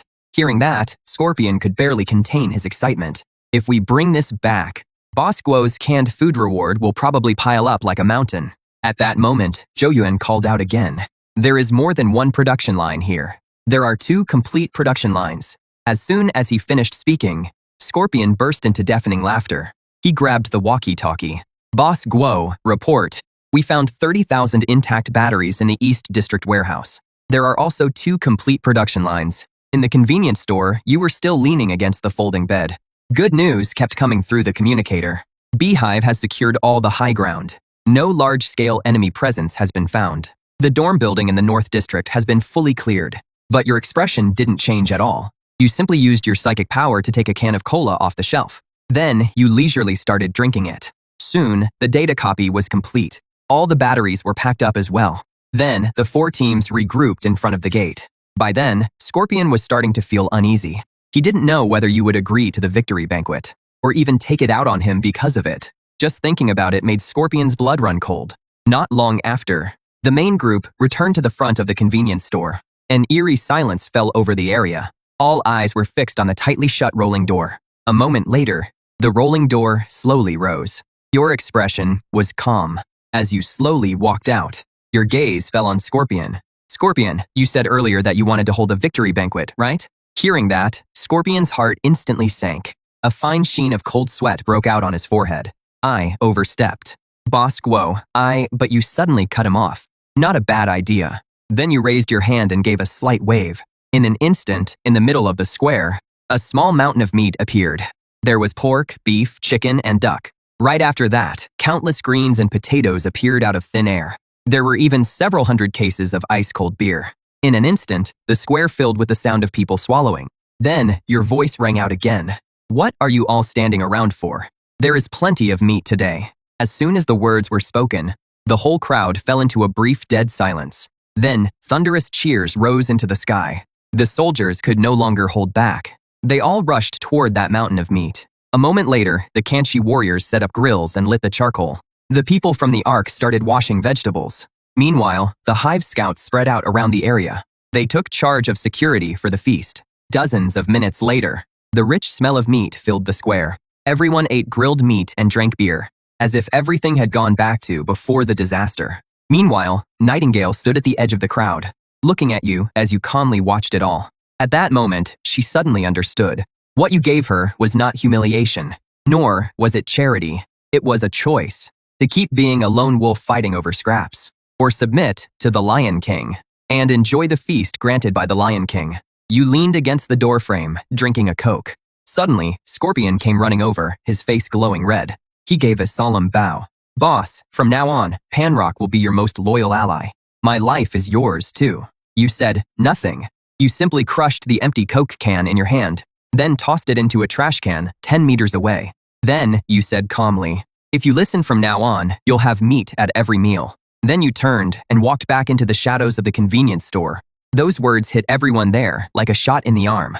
And your presence seemed to cover the entire square. The celebration went on. Bai Lu, Huang Feng, and Professor Ji sat around a simple table. They all knew clearly that from today on, the rules of the ruins had changed. Long afterward, the charcoal fire gradually died down. That mountain of meat had been completely wiped out. At that moment, the rolling shutter quietly rose. You stepped out once again. Everyone's eyes instantly turned to you. But you only raised a hand and waved. And piles of supplies suddenly appeared out of thin air in the square. There were not only compressed biscuits and rice, but also countless neatly stacked cans of luncheon meat and cigarettes. There are 2 shares of supplies here. One share is the payment promised to the 4 major factions. The other share will be divided among everyone who fought in the battle. Claim your share based on your merits. Bai Lu will handle the distribution. Scorpion will assist her.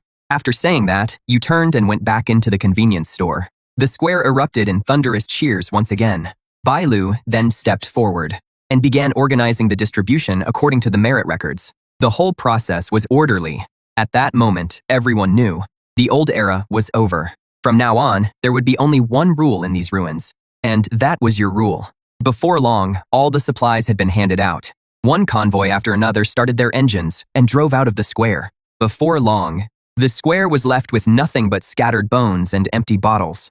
Meanwhile, Nightingale and the Awakened stood alone in the middle of the square. At that moment, they knew perfectly well that you were their only choice. Seeing this, you gave a casual wave of your hand, and dozens of boxes of instant noodles and canned food appeared out of thin air. This is your payment.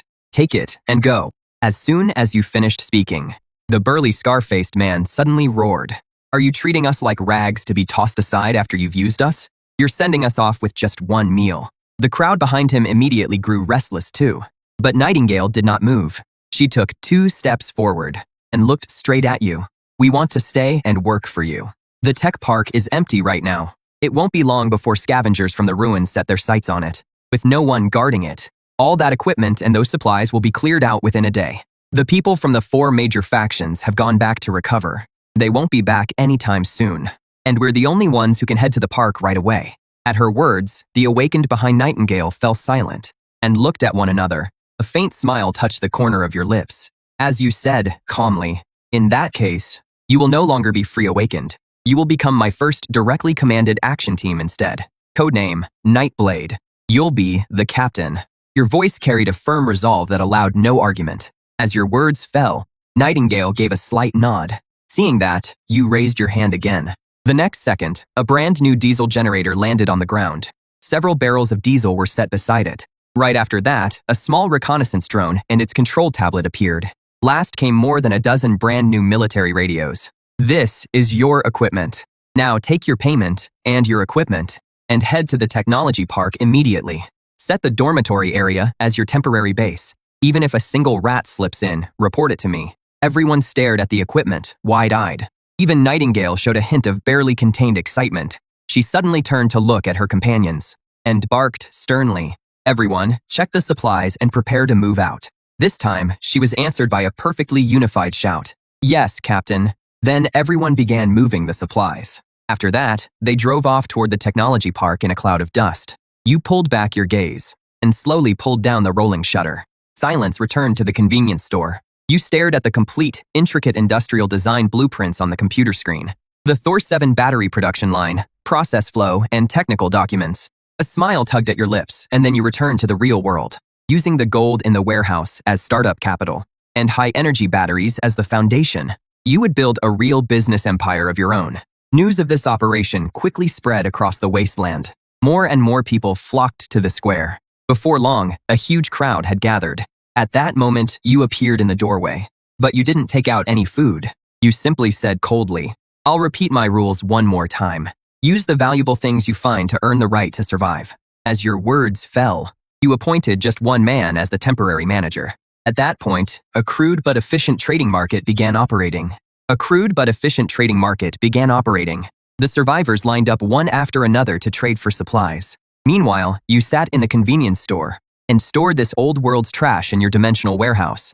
Time passed, second by second. Dimensional travel cooldown complete. At that moment, you looked up toward the square. The line had only gotten longer, already stretching several hundred meters away. Seeing this, you say to the temporary manager, trading ends promptly at 5.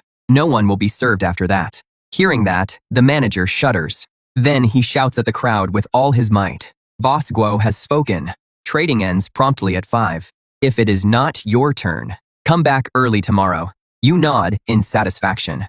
This temporary manager is pretty capable. He is a real talent. Then, you pick up the walkie-talkie, call Nightingale and have them send 2 people over. After trading ends, take the manager to the tech park and arrange a place for him to stay. As soon as you finish speaking, the manager trembles with excitement. He immediately turns around and kowtows 3 times toward the convenience store. You turn your attention back to the computer and carefully go over the information once more. At exactly 5, trading ends. The 2 team members sent by Nightingale have also arrived.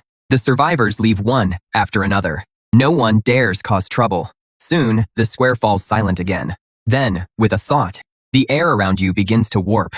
A blurry vortex instantly appears before your eyes. In the blink of an eye, you return to the real world.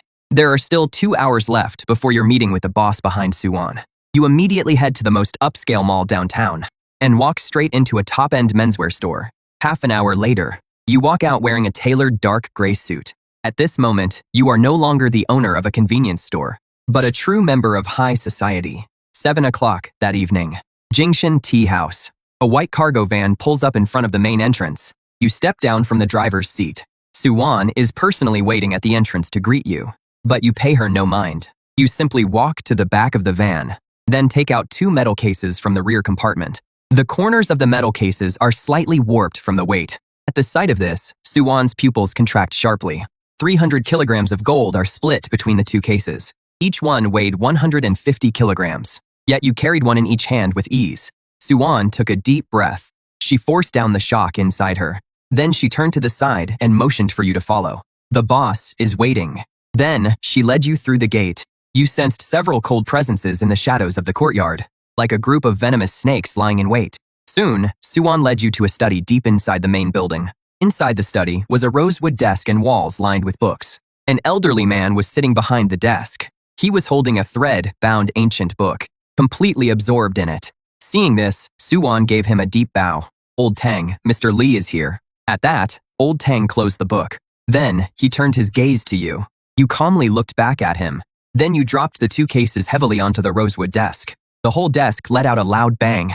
300 kilos of goods. Check them. At that moment, Old Tang raised his brows. He didn't touch the 2 cases. He only slowly picked up the desk phone. Soon, there was a knock at the door. A middle-aged man in gold-rimmed glasses walked into the study. He was carrying precision testing equipment. Then he reached out and flipped open the case lids. Inside, gold bars were neatly stacked in the cases. Then the middle-aged man began spot-checking and weighing them one by one. The inspection was finished quickly. The middle-aged man said, "Old Tang, 600 gold bars. Total weight, 300 kilograms. All of them meet the purity standard." At that, Old Tang waved his hand. Seeing that, the middle-aged man and Suwon left the room together. Old Tang laced his fingers together on the desk. "I can offer 246 million for this batch of gold." Suwon said, "You want a battery company." With that, Old Tang pushed a tablet towards you.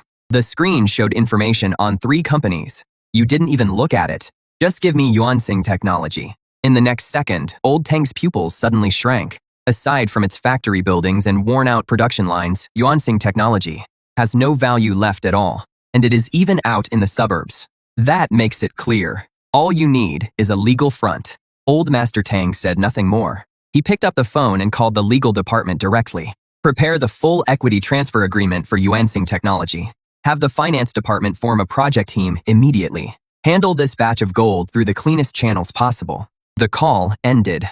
Several departments immediately kicked into high gear. In less than an hour, the contract documents were delivered. You took the pen and signed your name right away. Old Master Tang froze when he saw that.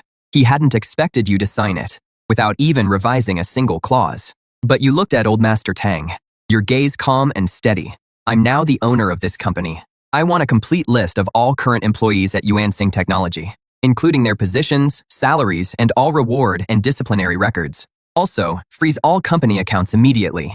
Seize all physical assets. Without my order, nothing is to leave. Send one final notice to everyone at the company. There will be an all-hands meeting at the suburban factory at 9 tomorrow morning. Anyone late or absent will be considered to have resigned voluntarily. I'll have people handle it as you instructed.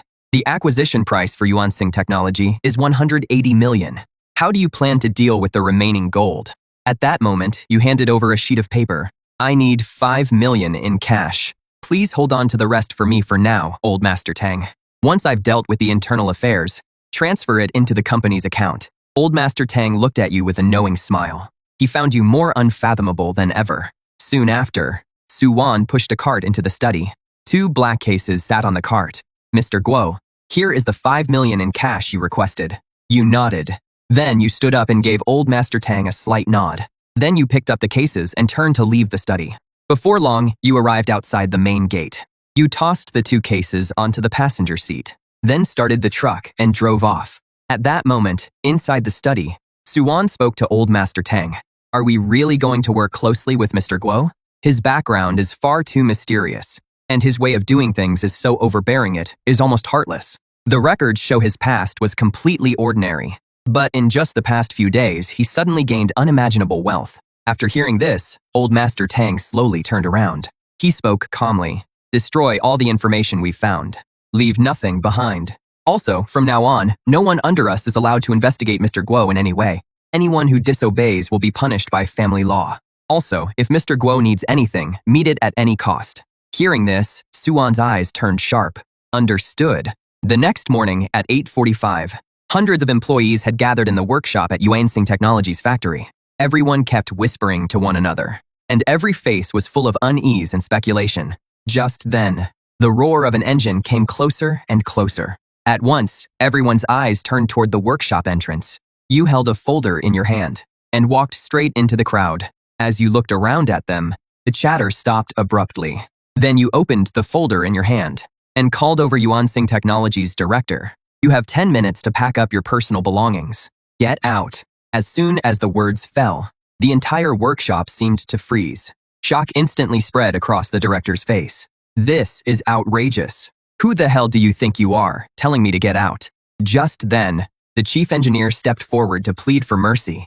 We may not have achieved commercialization yet, but we've already made breakthrough progress in materials and design. If you just give us a little more time and funding.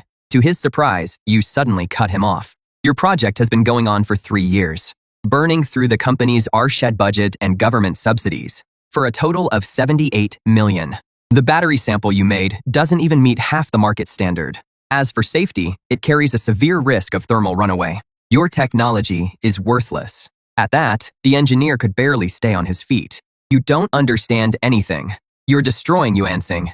But you said coldly, Yuansing will only be ruined in your hands, and I will lead Yuansing to a fresh start and completely overturn the entire battery industry. The moment those words were spoken, everyone looked at each other. Doubt and unease began to spread. Seeing this, you continued speaking and called in several executives one after another. Then you laid out the evidence of each person's embezzlement one by one. Only then did everyone realize you hadn't come to negotiate at all, but to settle accounts. As you finished reading the last name and their crimes, the executive team completely lost its swagger. The threat of prison hung over every one of them. Even the directors had gone completely pale. But it still wasn't over. You kept calling out names, your voice like a cold scythe. From the production line to the warehouse department, even the logistics support team, every person you named had been cutting corners and neglecting their duties. Faced with the hard evidence, not one of them could say a word in their defense. They could only slink out the door under everyone else's contemptuous stares. More than 10 minutes later, the workshop had lost nearly 1/5 of its staff. Everyone who remained was silent with fear. The air was filled with an unprecedented. At that moment, you closed the folder. Then, under everyone's gaze, you took a briefcase out of the car. You threw the case into the middle of the workshop. Then you opened it in front of everyone. Inside were stacks of neatly arranged red banknotes. 5 million in cash was laid out in plain sight just like that. You said calmly, "This money is for you." The money those people embezzled and skimmed was far more than this. Starting today, everyone who stays gets a 50% raise. The wages the directors withheld will be paid in full before production resumes. Everyone, line up now. Each person gets a 10,000 yuan bonus. As soon as the words left your mouth, the workshop fell silent for a brief moment. Then thunderous cheers erupted like a volcano. At that moment, all the earlier unease and suspicion burned away. Before long, a long line formed on its own in front of the cash case. After receiving the money, everyone gave you a deep bow. But then an abrupt, discordant voice broke the moment. Suddenly, an assistant engineer from the RID department spoke calmly. "Director Guo, my name is Sun Lei. I used to work under Chief Engineer Chen doing materials testing. Now, the company's executive team has almost been completely cleared out. Even Chief Engineer Chen was fired. What are we supposed to produce next?" As soon as he said that, the whole room fell silent. Because a company without a production target can't keep operating. When that happens, everyone will be out of a job. At that thought, everyone's eyes turned to you. At that moment, you didn't give a long speech. You simply took out the Thor No. 7 battery. This is the answer. Starting today, Yuansing technology will produce only this product. Its name is Yuansing number 1. The next second, Sunlei and several technicians crowded around. Their eyes were full of curiosity and scrutiny. Is this a prototype? Director Guo, may I ask what its key specs are? An energy density of 400 watt-hours per kilogram. A full cycle lifespan of 5,500 cycles. The moment those words were spoken, it was as if the air itself had frozen. Every technician there gasped. Sunlei almost shouted. That is absolutely impossible. Those numbers violate the laws of physics. Even compared to the world's top experimental samples, that is pure fantasy. Faced with this tidal wave of doubt, this was exactly the reaction you wanted. Is there testing equipment in the workshop? Use your best equipment and your strictest standards to verify whether what I'm saying is true. Sunlei froze on the spot. He hadn't expected you to be so confident. Then, Sunlei suddenly shouted, "Everyone from technical and quality control, with me." Then, he strode forward, carefully taking the battery from your hand and cradling it in his palms. Then, he led the way, sprinting toward the lab on the second floor. Half an hour later, the inspection was complete. Sunlei came rushing downstairs like a madman. His hands trembled as he held several test reports. The test results are in energy density, 401.7 watt-hours per kilogram. Under high-intensity charge-discharge testing, capacity fade was only 0.3%, and it passed every safety test. As soon as he finished speaking, everyone stood there in stunned silence. At that moment, the block of metal before them seemed like a mountain of gold. After Sunlei made the announcement, he could no longer hold back the turmoil inside him. He walked up to you and gave you a deep bow. From today on, if you tell us to go east, I absolutely won't go west. You then instructed the employee buy the cash boxes, finish handing out the money, and keep a record of it. Everyone is to be at work on time at 9 tomorrow morning. After saying that, you turned and left. Under the fervent gaze of hundreds of people, you rode off in the truck, trailing a cloud of dust. Inside the truck, you picked up your phone and called Suwan. I need you to take care of a few things. Receive the technical files I'm sending you. File the patents in the name of Yuansing Technology as fast as possible. Classify all technical details as top secret. Also hire a top-tier professional manager to run the company. Then recruit a group of the country's top battery experts. Finally, arrange a press conference for me. Set it for 3 days from now. On the other end of the line, Suwan's eyes sharpened. She was shocked by your swift, decisive way of doing things. Understood, I'll get on it right away. With that, you hung up. In the study, Suwan repeated your requests to Old Tang word for word. After hearing them, a clear look of emotion appeared on Old Tang's face. Do exactly as he says. Use every connection and resource we have. Cooperate with him at any cost. Let's see what kind of surprise he brings in 3 days. Soon, the forces under Old Tang went into overdrive.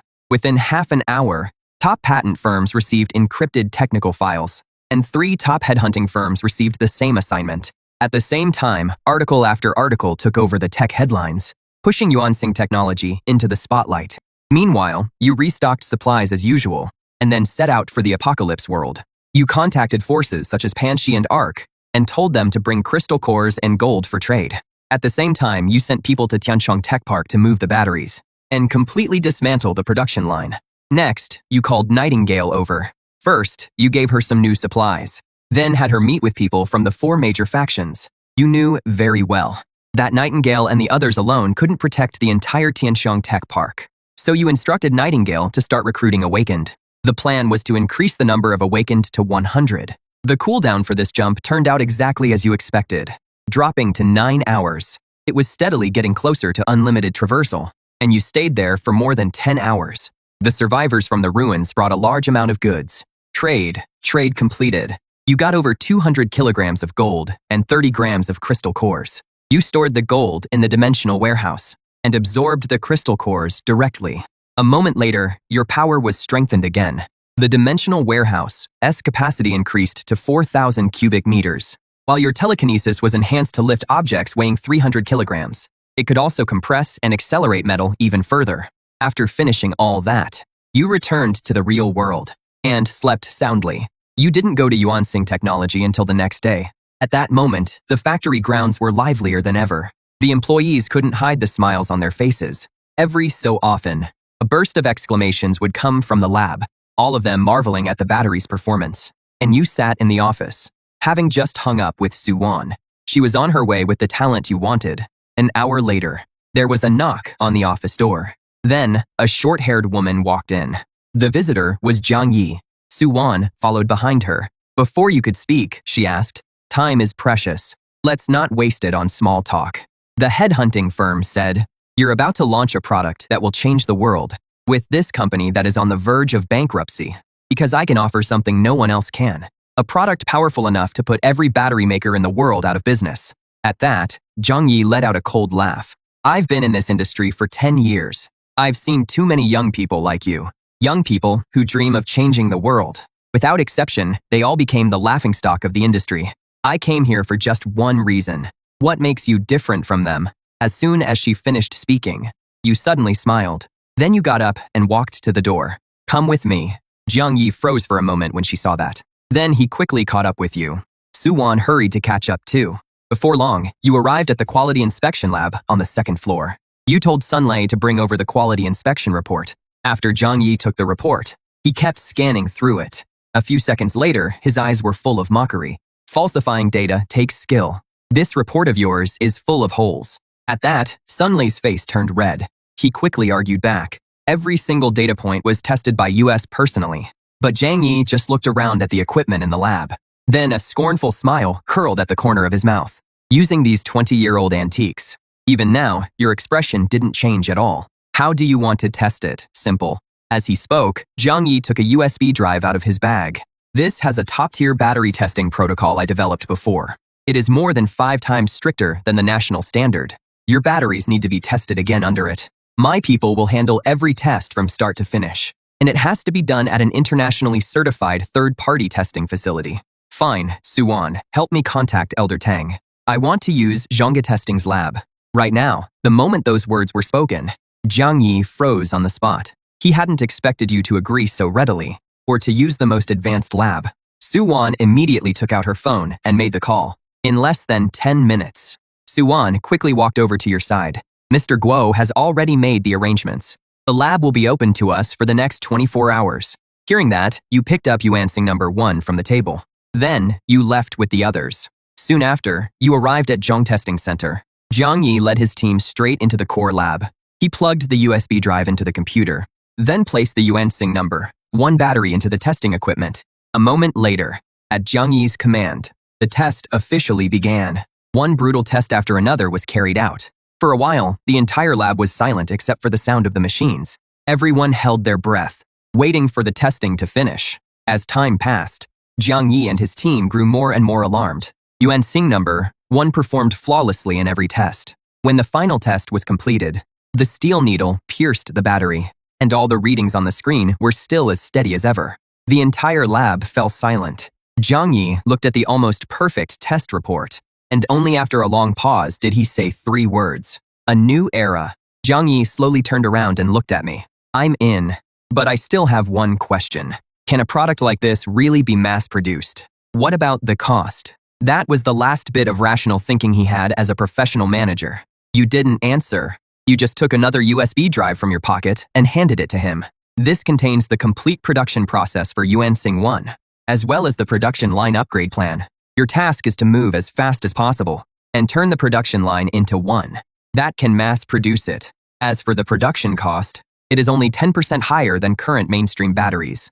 The moment those words were spoken, Jiang Yi's mind went blank. He took the USB drive with trembling hands. He knew it held more than just electronic data. It was also a secret powerful enough to reshape the entire global industrial order. At that moment, Jiang Yi's eyes filled with resolve. "I understand. From this moment on, Sunlei will serve as Chief Technology Officer. Everyone, come back to the company with me right now. Within 2 days, I want all of you to memorize every part of these blueprints." However, at that moment, Jiang Yi seemed to think of something. He looked at you, slightly frowning. "Gudong, getting the materials needed for the production line upgrade will take a month. What are we supposed to show the media at the launch event the day after tomorrow? I'll take care of the core components. Put together a list of the matching parts and send it to me. I'll bring everything over by tomorrow at the latest. What you need to do is get the production line running before the launch event and produce the first finished unit." With that, you walked straight out of the lab. Hearing that, the others quickly got moving too. Half an hour later, inside Yuansing Technology's office, Sunlei handed you a materials list. You took the list and gave it a quick glance. then slipped it into your pocket. Wait for my word. After leaving just that one sentence behind, you turned and left. Not long after, you returned to the convenience store. Then, you immediately activated the shuttle. You returned to the post-apocalyptic world. You took out the walkie-talkie and started calling people over. In less than 20 minutes, 3 SUVs pulled up outside the convenience store. Bai Lu got out with Zhou Yuan and Wang Chongming. Boss Guo, I've brought them. You nodded at Bai Lu, then handed over the list. Go to the tech park and bring these items back. Everything on the list must be brought back exactly as listed, even if you have to dismantle the production line. At those words, Zhou Yuan and Wang Chongming's hearts clenched, but neither of them dared object. We guarantee we'll complete the mission. A moment later, the convoy set off and sped toward the tech park. You picked up the walkie-talkie and switched it to the public channel. This is Xiao Guo. It is time to trade. Bring gold and crystal cores to trade for supplies. The moment you finished speaking, replies started coming in one after another. Over the walkie-talkie, Hanshi outpost copies, Hive copies, Lighthouse copies, Arc copies. Then you switched to the encrypted channel again. How is Nightingale's recruitment coming along? We've preliminarily selected 30 awakened ones. As instructed, we're conducting the second round of loyalty screening. Good. I don't keep useless people or ungrateful traders. As long as they're willing to work, they can have as many supplies as they need. Understood. Within 3 days, Nightingale's full roster will be delivered to you. Hearing this, you set down the walkie-talkie and waited. In less than an hour, the roar of engines rose at the same time from all 4 directions of the ruins. Vehicles from the 4 major factions pulled up in front of the convenience store. Scorpion took the lead. He set down 2 heavy metal cases. Boss Guo, this is all of Panrock's stock from this whole period.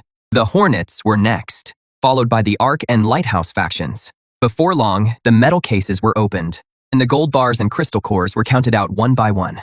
You casually put them into your dimensional storage. Meanwhile, the 4 major factions took turns lining up to collect the various supplies they had ordered. Box after box of supplies was carried off by the 4 major factions. There were cigarettes, liquor, rice, and meat, as well as all kinds of medicine. There were even walkie-talkies and drones. With the supplies you provided, the quality of life for the 4 major factions and the awakened gradually improved. The trade went very smoothly. In total, you gained nearly 300 kilograms of gold, as well as 42 grams of crystal cores. Soon, the square fell silent again. You immediately absorbed all the crystal cores. As a cool surge of energy flowed into your body, you could clearly feel your mental field rapidly expanding. Both the precision and strength of your telekinetic control were multiplying. At that moment, your telekinesis limit easily broke through 400 kilograms. The space inside your dimensional storage also expanded to 5,000 cubic meters. Just then, the sound of an engine came from outside. Bai Lu, Zhou Yan, and the others parked the vehicle in front of the convenience store. The back was loaded with all kinds of precision parts. Bai Lu walked to the door and said, Boss Guo, all the core components and materials on the list are here, exactly as requested. Hearing that, you stood up. Good. At that moment, the Yuansing Tech Factory complex was brightly lit. The workshop was a noisy mess, with the sound of metal cutting ringing out non-stop. Jiang Yi stood on the second floor platform, looking down at the busy scene below. His eyes were bloodshot, but he still gave clear, decisive orders. Under his relentless pressure, the entire technical team was running like wound-up machines past their limits. Just then, a low engine roar sounded. You drove the truck to a stop at the workshop entrance. At that moment, countless eyes turned to you. You stepped down from the driver's seat and then walked to the back of the truck. You pulled open the heavy cargo doors. The next second, the compartment was revealed to be packed full of parts. Seeing this, Sun Lei scrambled over. The nearby technicians rushed in, too. Everyone moved the parts as fast as they could. Jiang Yi walked up to you without saying a word. He just looked at you deeply. Then he suddenly turned and shouted to the technical team. Sun Lei, take your team and start installing the core drive shaft. Team 2, start pre-calibrating the high-precision sensor array. Team 3, place all the alloy components in the welding stations in order. Before daybreak, I want this production line up and running. The next second, a thunderous response rang out. It made the whole workshop hum. Right after that, the workers quickly got to work. The production line that had been nothing but an empty frame was visibly being filled with precision parts. Time flew by amid the roar of machinery. When the first pale light appeared in the eastern sky, Sun Lei personally tightened the last high-strength bolt. At that point, the entire production line was fully built. Zhang Yi walked up to the main control console of the production line. He pressed the start button. At once, a low electrical hum spread through the workshop. The whole production line was like a steel beast being awakened. Hundreds of indicator lights came on one after another. Everyone's attention was drawn to it, with all the instruments working together efficiently and precisely. The entire process ran smoothly. Just as it reached the final step, a shrill alarm suddenly went off. Warning: internal pressure is abnormal and has exceeded the safety threshold. Hearing that, Zhang Yi's expression changed. He lunged to the control console in a single stride. What is going on? Sunlei also stepped forward. His hands kept moving over the controls. He spoke with a tremor in his voice. It is the reaction at the moment the passivation film forms. The peak is far beyond expectations. The material is too aggressive. The energy released in that instant is too high. I'm afraid the casing won't hold. At those words, everyone's heart sank. They all believed failure was inevitable. But then the pressure curve dropped rapidly and stabilized within the safe range. The piercing alarm stopped abruptly as well. At that moment, Sunlei stared blankly at the screen. Voyager 1 withstood the energy impact purely through its own structure. The deformation rate of its alloy casing was 0. Then, he suddenly turned to look toward the production line. We did it. As soon as he said that, a Voyager 1 unit slowly appeared at the end of the production line. The next second, thunderous cheers broke out. We did it. We really made it. Several veteran workers who had been up all night shouted excitedly. Even Zhang Yi couldn't stop trembling. He stepped forward and cradled the battery in his hands. Then, he raised it high toward the crowd. We did it. Meanwhile, you leaned against a car door in the distance, with a faint smile on your face. A moment later, the cheering started to die down. Zhang Yi's eyes turned sharp again. There are less than 27 hours left until the launch event. I'll put together a complete event rundown and speech draft. Everyone, disperse now and get some rest. Everyone meet at 4 this afternoon. We'll do the final briefing before the launch event. After saying that, Zhang Yi handed the battery to you. You took the battery and handed it straight to Suwan, telling her to keep it safe. Soon, the entire factory fell silent again, and Zhang Yi began going over the steps for the launch event. I suggest dividing the launch event into 3 parts. First, we'll present the data using that report from the Zhongkesting Center. Second, we'll do a live test with the actual product. Third, we'll announce future production plans and preliminary cooperation intentions. Just then, Suwan's phone suddenly rang. She picked it up and looked at the screen. Her face instantly filled with shock. President Zhang, Director Guo. Look at this. With that, Suwan handed over her phone.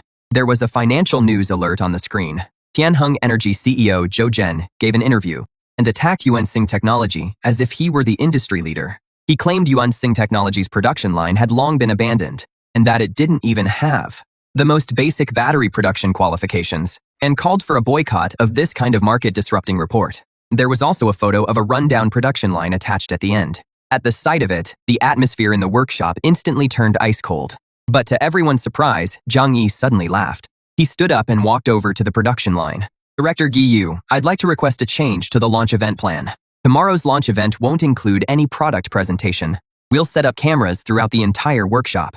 We livestream ourselves making a brand new Yuansing, one on site for the whole world to see, and immediately put it through hell mode testing. Then, in the end, we'll take it apart in front of everyone, so the whole world can see with their own eyes. That Yuansing number 1 isn't just an empty shell. Can we handle the media and the live streaming platforms?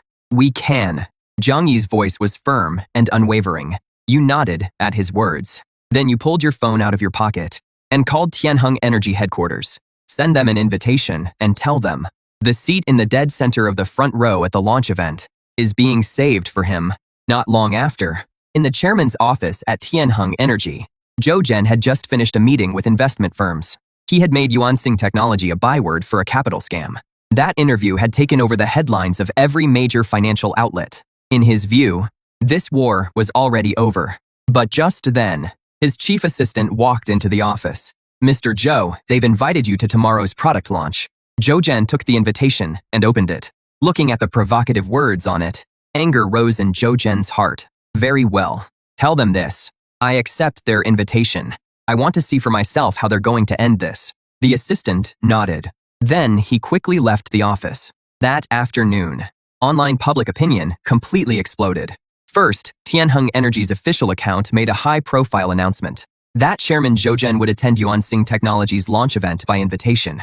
to expose the chaos in the industry and uphold market order. Right after that, Yuansing Technologies' official account posted a poster. There were only a few bold lines on it. We're doing just one public demonstration. From components to battery. From production to disassembly. Tomorrow at 10 a.m. Tune in to the global livestream. The poster hit public opinion like a bombshell and quickly turned the launch event into the focus of nationwide attention. At this moment, inside Yuansing Technologies' factory complex, Sunlei was leading several technicians in inspecting the production line. Jiang Yi then came over to you. Boss Guo, dressed like that. I'm afraid you won't command the room tomorrow. Hearing that, you looked down at what you were wearing. You're right. Then you and Jiang Yi headed to the most upscale luxury mall in the city. Soon, you pulled up to the mall entrance in a truck. Then, you and Jiang Yi went into a high-end suit shop. As soon as Jiang Yi walked in, he said, "We need suit fabric for tomorrow. Something that can command the room, but not too flashy." Hearing that, the master tailor looked you over. He sized you up in just a few seconds. He turned and pulled out several fabric samples. How about these high thread count Italian wool fabrics? After hearing that, Jiang Yi picked one up and ran his hand over it. This one. Next came the tedious but efficient measuring and fitting process. Just then, a snide voice rang out. Well, if it isn't Boss Guo, do you really think the money from your little convenience store is enough to buy even a scrap of fabric here? As soon as the words fell, Wang Hao walked in through the door with Zhang Qian in his arms. When Zhang Qian saw you, a look of disdain appeared on her face. Wang Hao, don't say that. The clothes here aren't cheap. Maybe Xiao Guo really turned things around and even paid off that debt of over 300,000. By now, you had long since left the past behind. So from start to finish, you said nothing. You simply stayed calm and let them continue taking your measurements. But being ignored like that made Zhang Qian feel embarrassed and angry. At that moment, Jiang Yi instantly understood the relationship between you, so he stepped half a pace forward, his eyes settling on Wang Hao. Your father is the president of Hongda Construction under Tianheng Energy, right? That is right. At least you've got a good eye. Wang Hao assumed Jiang Yi was trying to curry favor with him, but to his surprise, Jiang Yi said calmly, "The funding chain for the Chengnan real estate project has broken. To cover the gap, your father diverted 300 million in special bank loans. Hongda's cash flow is probably under 20 million by now. But the 15th of next month is the final repayment deadline, right?" As soon as the words left his mouth, Wang Hao froze in place, his face full of shock. He couldn't understand how Jiang Yi knew all those inside details. In an instant, everything Wang Hao had been bragging about was torn to pieces. Jiang Yi couldn't even be bothered to look at him again. He turned to the master tailor and said, "Make 2 top-quality shirts in this size, along with 3 ties. Deliver them with the clothes to this address before 9 tomorrow morning."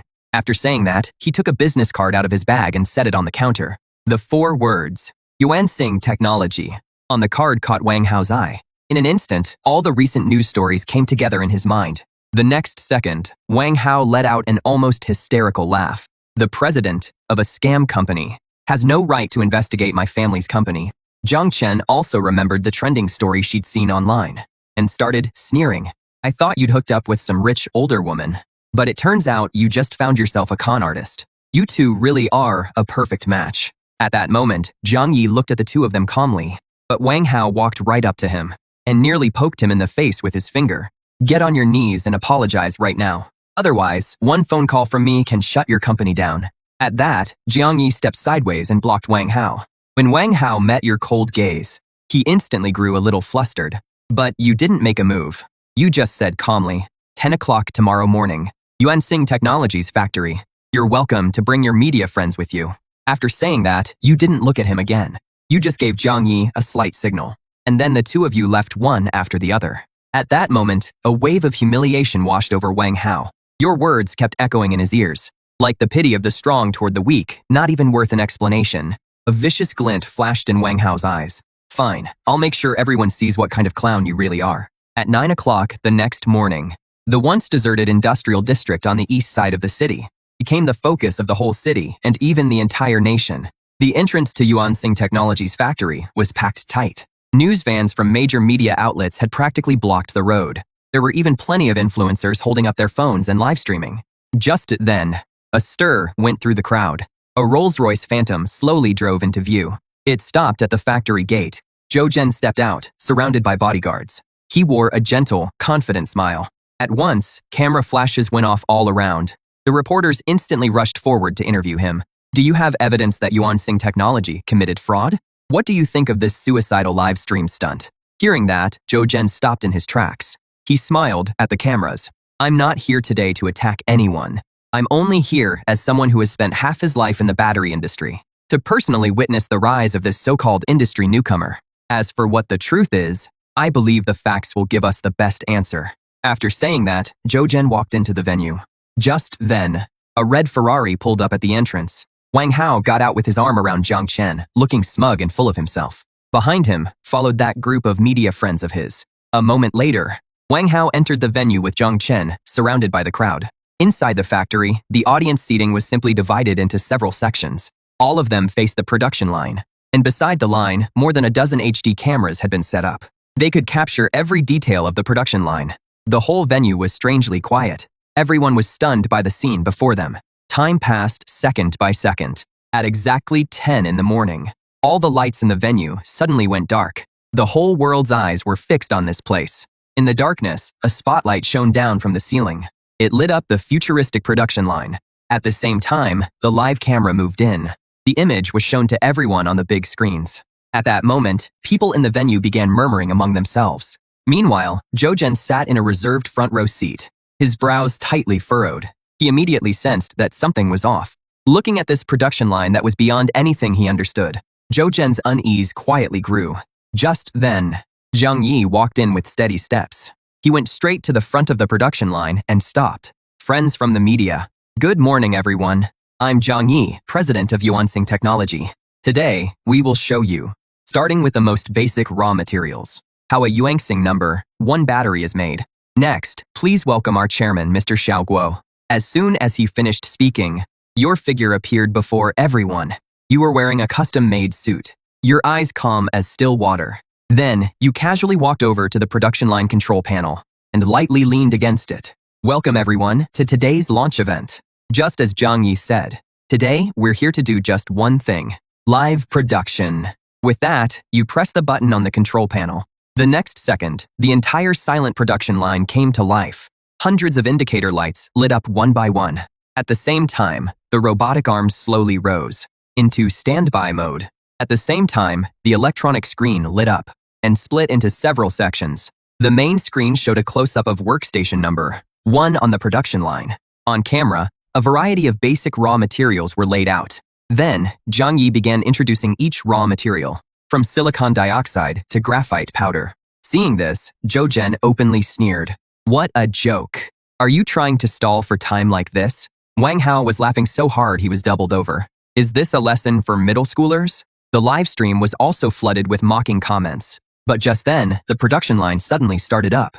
The robotic arms picked up measured amounts of raw materials and fed them into the fully enclosed furnace. On the screen, the temperature readings inside the equipment shot up instantly. At the same time, Zhang Yi explained calmly, using our proprietary plasma bombardment technology, we can break the raw materials down to the atomic level and remove all impurities, yielding pure silicon, lithium, and carbon.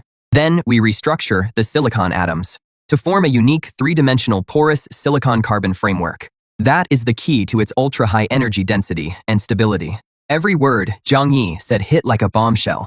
The smile on Zhou Zhen's face froze completely. Those technical terms he had only ever seen in cutting-edge journals, or even only heard of in science fiction novels. At that moment, Zhou Zhen suddenly sat up straight and stared at the rapidly changing data. Every data point on the screen matched the process perfectly. A moment later, Zhou Zhen lowered his voice. He ordered the technical director, check it for me. Where exactly did all this come from?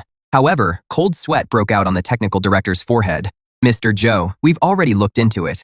There are no more than 5 labs in the world that can achieve this kind of technology. And the samples they produce are only measured in milligrams. Hearing this, Zhou Zhen's heart slowly sank. Just then, the production entered the next step.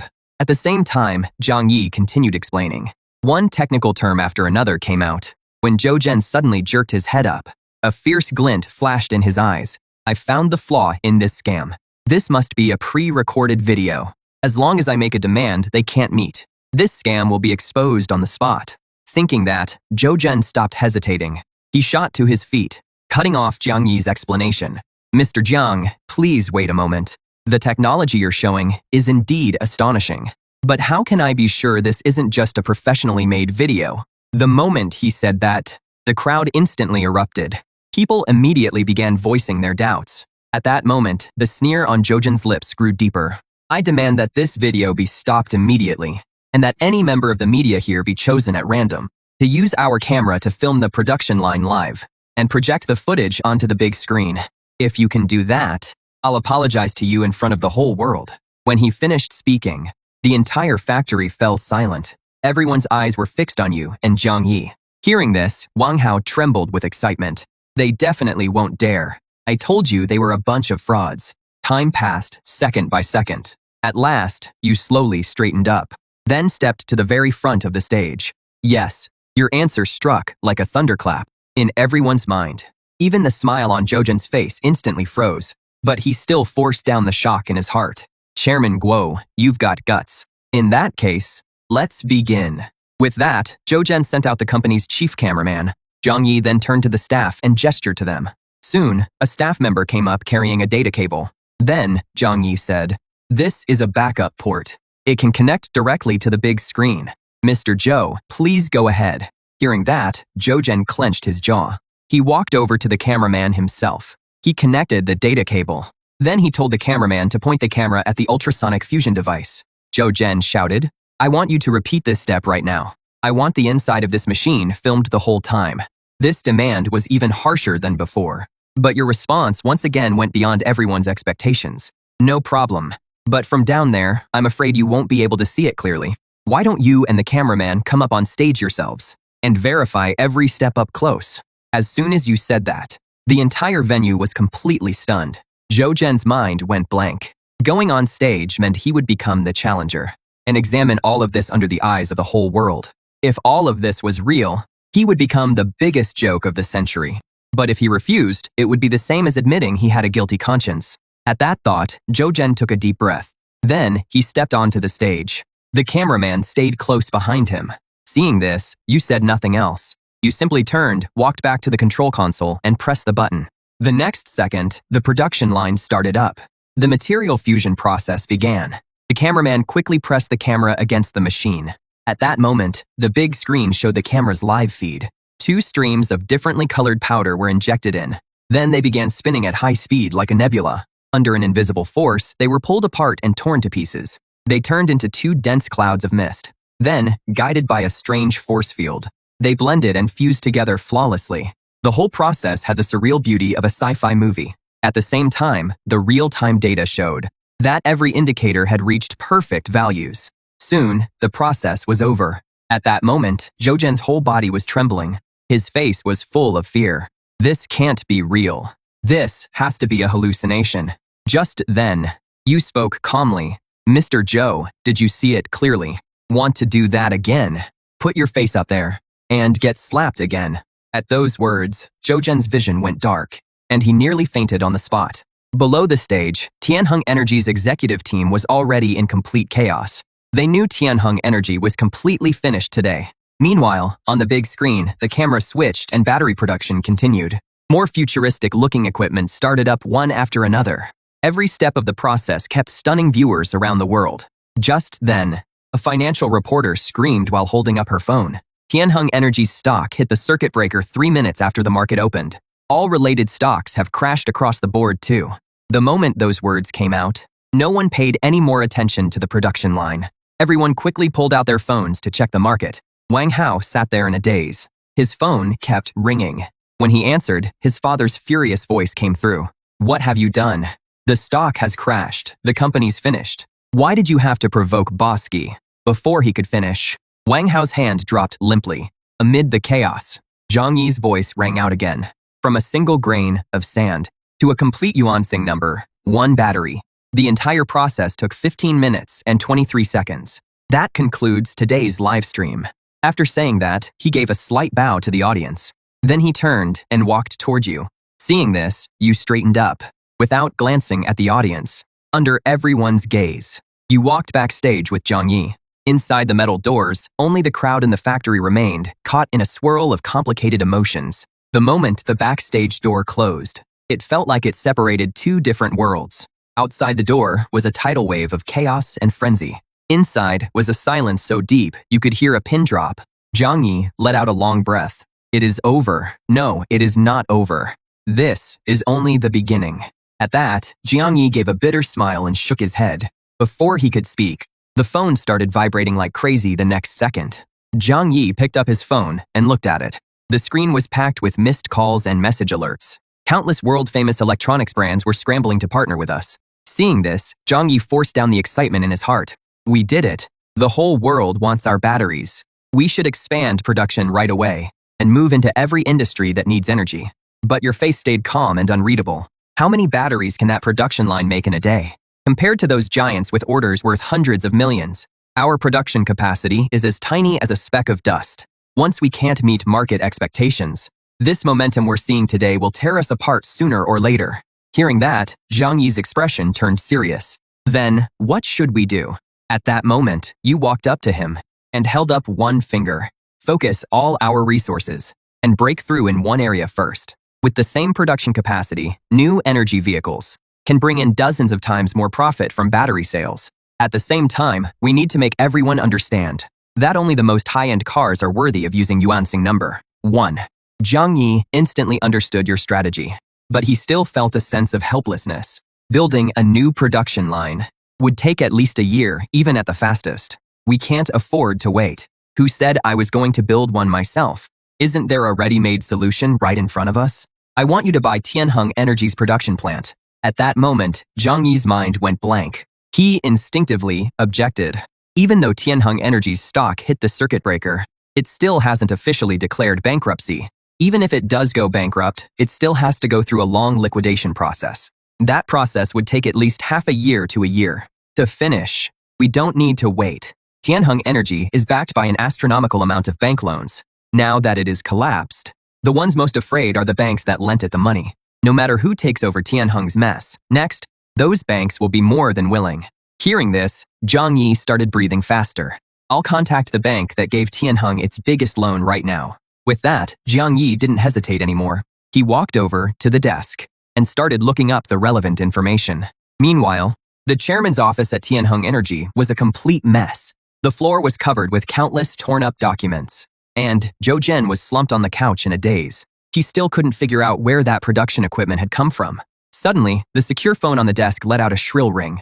It was the direct line to President Li, one of the bank's top executives. When Zhou Zhen heard it, his whole body jerked. He struggled to his feet and answered the phone. A cold male voice came from the other end. Mr. Zhou, your company's stock price is showing abnormal fluctuations. It has already triggered the forced liquidation and asset collateral clauses. You are now required to repay loans totaling 7.2 billion immediately. Tianheng Energy is worthless now. Hearing this, Zhou Zhen felt a chill run through his whole body. He knew the other person was telling the truth. But after a few seconds of silence, the person on the other end spoke again. However, just half an hour ago, Yuansing Technology called. They are willing to buy all your assets in Chengnan Industrial Park as a package, including the factory buildings, equipment, and land use rights. Hearing that, Zhou Zhen's vision went black. A wave of humiliation and rage crushed what little reason he had left. Not even in his dreams. He roared, I'd rather burn the whole factory to the ground than hand it over. Zhou Zhen's hoarse, exhausted roar echoed through the office. But a cold reply came from the other end of the line. The industrial park in Chengnan is the core pledged asset. The bank has the right to dispose of the collateral unilaterally. We're only informing you. Otherwise, you'll lose everything, and you'll never have a chance to recover. As soon as those words were spoken, the call was disconnected. Only Zhou Zhen was left standing there in a daze. Meanwhile, at Yuansing Technology's office, Jiang Yi had just finished his call with President Li. She looked at you and said, the bank has already agreed to the acquisition. They'll start putting pressure on Zhou Zhen right away. You didn't turn around.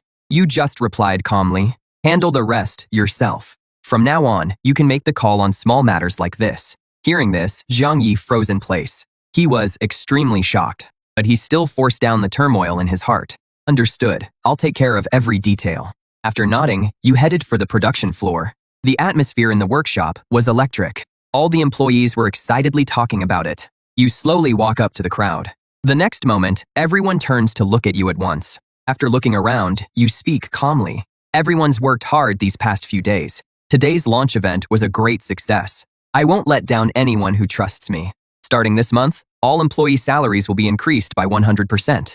As soon as you finish speaking, the entire workshop falls silent. The silence lasts for several seconds. Then thunderous cheers erupt. You pay no attention to the employee's celebration. You just wave Sunlei over. Then you turn and walk into the private office next door. Seeing this, Sunlei quickly follows. Inside the control room, you say, Tianheng Energy's industrial park in the south of the city will soon be ours. I need you and your team to set up a special task force immediately. Based on the technology and Tianheng's existing production lines, come up with a retrofit plan that is the fastest and most cost-effective. Sunlei's breathing catches when he hears this. He didn't expect Tianheng Energy's business to be about to be acquired by you, but he quickly calms down. But Tianheng's production lines simply can manufacture Yuansing 1, and retrofitting them will take a lot of time. But you shake your head. We'll voluntarily give up part of our proprietary technology. We'll use the existing equipment to produce a scaled-back version of the Yuansing battery. Its performance would still be enough to outperform every lithium battery on the market. At the same time, the workload would drop dramatically. I understand, Mr. Guo. We can launch 2 product lines. Our own production will supply the highest-end automotive and aerospace sectors, while Tianheng's output will be used to capture the end-user market. Within 2 days, I'll finish the preliminary proposal report. With that, Sunlei immediately turns and leaves. Not long after, Jiang Yi pushes open the door to the control room. He hands the tablet to you. The bank has approved our acquisition offer, and it has started asset preservation procedures for Tianheng Energy. They accepted almost all of our terms, but you only give it a quick glance. I told you before, you have full authority over these matters. I just discussed a plan with Sunlei. Follow up on it. If there is nothing else, I'll get going. Text me if anything comes up. After that, you got up and left.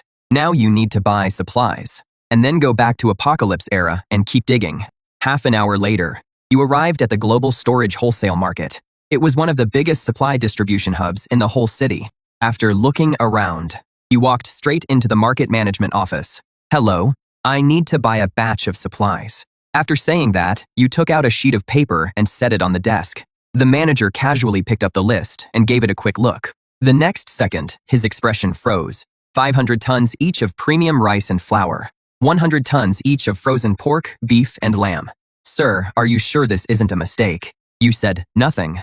You just showed him your bank balance. As soon as he saw it, the manager immediately put on a flattering smile. Please wait a moment, sir. I'll coordinate it right away.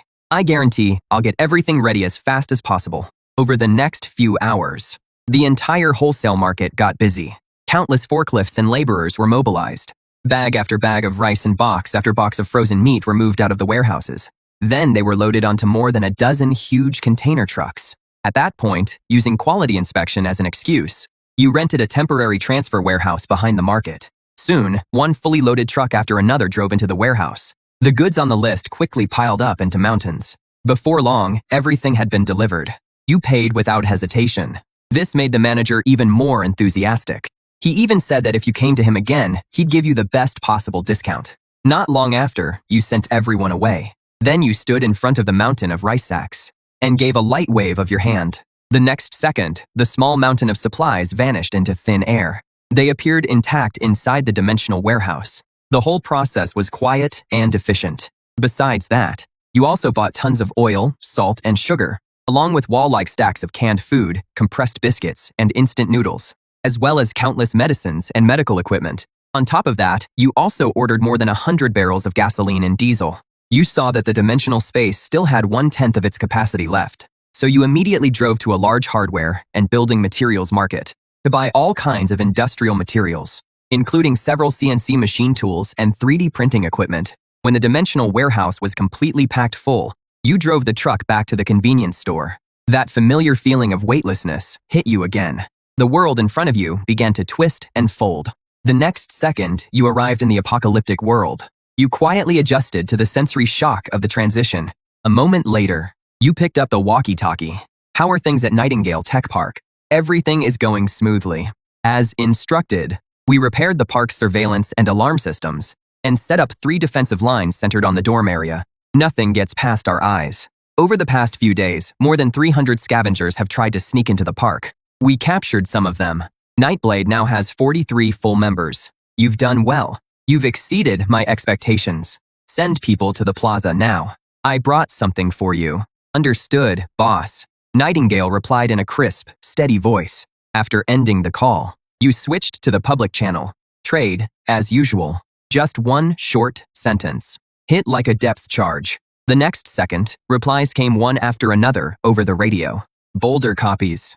Hive copies. Lighthouse copies. Arc copies. Because you hadn't shown up for 2 days after the announcement, the 4 major factions had been on edge. After getting a taste of fresh beef and the pleasure of cigarettes and alcohol, no one wanted to go back to their old life. Rumors said you were unhappy with the trade. Some even said you had died. Now that you've returned, the 4 major factions immediately breathed a sigh of relief. In less than 20 minutes, the convoy Nightingale sent arrived at the plaza. Leading the group was the scar-faced brute. The defiant arrogance was gone from his face. In its place were awe and fervor. Hello, boss. Seeing this, you gave a slight wave. The next second, boxes of supplies appeared. There were canned goods, seafood, and lamb chops, as well as drinks, beer, and peanuts. There were even several brand new portable generators. These are your reward and supplies. Tell Nightingale to go ahead and do it. There are plenty of supplies. Seeing this, Scarface's eyes instantly turned red. Thank you, boss. I'll make sure Nightingale gets the message after the convoy left. The trade teams from the 4 major factions arrived one after another. This time, they brought even more gold and crystal cores. The whole transaction went smoothly. In front of you, the 4 major factions were like well-behaved schoolchildren. Soon, everyone left. The square fell silent again. You counted the haul, over 500 kilograms of gold, and 63 crystal cores. Then, without hesitation, you absorbed all the crystal cores. In an instant, a huge surge of energy exploded inside you. Your telekinetic limit easily broke through to 500 kilograms. At the same time, your dimensional storage expanded to 6,000 cubic meters, and you unlocked the ability to shift through space. Now, you can spend mental energy to blink freely within a range of 20 meters. Before your mental energy runs dry, you can blink at least 30 times. Next, you began testing. By focusing your telekinesis on a coin and firing it, in a split second, the coin's speed shot past the speed of sound. Feeling the surging power inside you, you burst out laughing. This is the most basic law of the wasteland world. Then, you contacted Ark over the radio. Have Zhou Yuan and Wang Chongming come see me in the square. I'll arrange it right away. Bai Lu replied, without any hesitation. The Ark convoy soon arrived at the square. Several fully armed soldiers escorted Zhou Yuan and Wang Chongming. The two quickly stepped forward. A moment later, they arrived at the entrance of the convenience store. I need more parts. Where else can I get them? Hearing this, Wang Chongming took a deep breath. There are 3 production bases, but the situation is very grim. The first is in the heavy industrial district in the north of the city. That is one of the areas with the highest concentration of zombies. The second is at the logistics transfer port in the western suburbs. That area used to have an extremely dense population, but now it has become a dead city. As for the third one, it is very far away. With the current traffic conditions, it'll be hard to get there. Aside from the Thor No. 7 battery, what other technology does Tenxiang Company have? At that moment, Wang Chongming and Zhou Yuan exchanged a glance. Then, Wang Chongming spoke. Thor No. 8. Its energy density is 3 times that of No. 7, and it can deliver instant overload output. It was developed specifically for certain special equipment, but its core materials are extremely rare, and the manufacturing process is extremely complex, which drives the cost too high. The company only kept 1 production line at the West Suburb Logistics Port Base. Hearing that, you fell silent, and the mood grew a little heavy. Just then, Zhou Yuan suddenly said excitedly, Tianxiang Company is more than just a battery supplier. Before the disaster, the company poured huge investment into launching the Pioneer project. The project's final product was Pioneer 1. It was meant for construction and mining. It stands about 6 meters tall. Fully electric, it can carry up to 6 Thor No. 8 batteries. On a full charge, it can handle 72 hours of high-intensity operation. Hearing this, you fell into thought. Even if this thing wasn't built for combat, with a few modifications, it could still become a true weapon of war. Thinking of that, you immediately asked. And after talking it through, you learned more. Pioneer's main R&D base is in Haizhou City, 200 kilometers away. There are 3 Pioneer prototypes at the base, along with parts for 10 more units and 1 production line. But the trip there is long and extremely dangerous. Your heart started racing uncontrollably. The impact Pioneer would cause would be 100 times greater than the Thor number 7 battery. You had to get Pioneer. Soon, you calmed down. You can go back now. Then you turned and walked back into the convenience store and slowly pulled down the rolling shutter, cutting off everything outside. Before long, the sound of an armored vehicle engine rang out across the square. Then, the sound gradually faded into the distance. Inside the convenience store, you sat in a chair and started brainstorming. Going there alone was far too risky, and the Nightblade squad doesn't have enough people. The 4 major factions have complicated personnel makeups. Their equipment quality is all over the place. There is no way they could make a long journey. Right now, they can barely even break into the logistics port in the western suburbs. You need thousands of people, a well-equipped army with strong resolve, and that takes a huge amount of supplies behind it, as well as a secure rear base. You need to make the convenience store the center and start major construction. Build a well-fortified base, then gradually expand outward. Dig every valuable thing out of the ruins of the apocalypse. Once the initial plan took shape, you immediately picked up the walkie-talkie and contacted Nightingale. I have a new plan. Build a base centered around the convenience store plaza. I need manpower. I want anyone who has worked in construction or industrial trades. Your job is to find those people. At that, Nightingale's breathing grew a little quicker. She suppressed her inner shock. Right away, I'll get on it now. After ending the call, you immediately opened the public channel. This is Xiao Guo. I will establish a permanent trading post and safe zone in the central plaza. Starting tomorrow, large-scale construction will begin here. During construction, I need security. The scale will be twice that of the attack on Skyvault Tech Park, and supplies will be settled daily. These words hit the leaders of the 4 major factions like a sledgehammer. They were both furious and alarmed, but they had no other choice, simply because you had an endless supply of resources backing you, and you weren't worried in the slightest. Right now, you had more important things to do than worry about a counterattack from the 4 major factions. You pulled out a sheet of paper and quickly sketched on the back with a pen. With the convenience store as the starting point, the entire central plaza would serve as the core zone. The first step was the perimeter wall, a wall strong enough to withstand a massive zombie horde, even impacts from heavy mutated creatures. A preliminary estimate put the height at no less than 10 meters, and the thickness could not be less than 3 meters. The wall had to be poured with reinforced concrete, with high-strength alloy steel plates embedded inside as the framework. This was undoubtedly a massive undertaking. The materials required would be astronomical. Yet to you, none of that was a problem at all. All you needed was a warehouse big enough, and a purchase list big enough. At that moment, dawn was just breaking, and outside the rolling shutter, scavengers waited expectantly. You walked out of the convenience store and said bluntly, "I'm recruiting workers. The terms are 3 meals a day, with all the meat you can eat." The moment those words were spoken, the survivors instantly exploded with excitement. You didn't explain anything. You just casually raised a hand and waved it. The next second, several cases of canned luncheon meat appeared out of thin air. Then, you said calmly, "Sanner, spread the word. We're recruiting workers here at the square to build the base. Anyone who is willing should come register now. These cans are your reward for spreading the word. In 8 hours, construction will officially begin." At that moment, a man in the crowd strode forward. He grabbed a can and headed toward the depths of the ruins. "I'm going to tell my family the good news."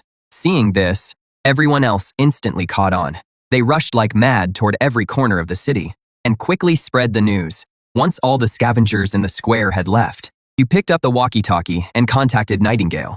"Gather all your people. Meet at the square in 8 hours. Prepare to receive the first group of construction workers and supplies." Then, you switched to the public channel. "In 8 hours, work at Central Square will begin on schedule. I need all defense units in position before construction starts. In 8 hours, I'll pay out the first day's wages." With that, you shut off the comms, without even waiting for a reply. Then, you pulled down the rolling shutter and traveled through again. After the familiar feeling of weightlessness, you returned to the real world once again. Right now, countless supplies were waiting to be purchased, so you immediately thought of Boss Tang. Then, you took out your phone and called Su Wan. "I have a shipment here, 800 kilograms in total.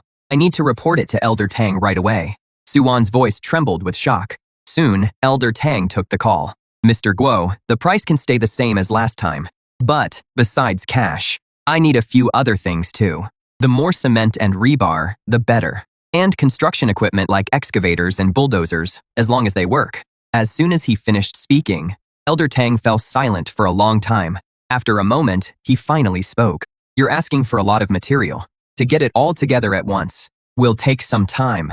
Hearing that, you replied with a faint smile. For anyone else, that would be a problem. But I believe for you, Elder Tang, that is not a problem. I want results within 6 hours. With that, you hung up the phone. At that moment, Elder Tang was resting with his eyes closed in the study. Seeing this, Suan said worriedly, this is already beyond the scope of our business. There is no way to get everything through normal channels in such a short time. And these items are far too likely to attract attention. However, Elder Tang slowly opened his eyes. When Mr. Guo brought out Yuan Xing 1, wasn't he that eye-catching too? The people above have had their eyes on Mr. Guo for a long time. Compared to him, what do our little moves amount to? Everything he wants must be gathered within 6 hours. We can raise the price, but the goods must be delivered right away.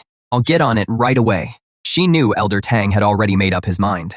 This was a huge gamble. The stake was the Tang family's fate for the next several decades. Meanwhile, you went to the global storage wholesale market again. When the manager saw you, his face instantly broke into a flattering smile. Boss Gi, you're here. You said nothing in response.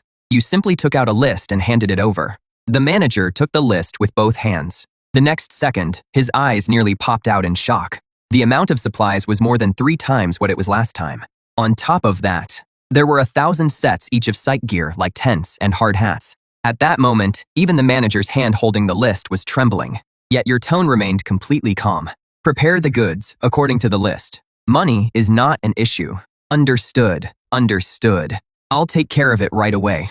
After that, the manager didn't dare ask another question. He grabbed the list and rushed straight to the warehouse area. The entire wholesale market once again kicked into overdrive. And you rented the same transfer warehouse as last time. You stood at the entrance, watching truckload after truckload of supplies being moved in. Not long after, when the last crate of supplies was stored in the dimensional warehouse, Suwan sent a message. Everything is in place. It is parked at the abandoned industrial park on the east side of the city. The handoff can happen at any time. At that moment, Zhang Yi called as well.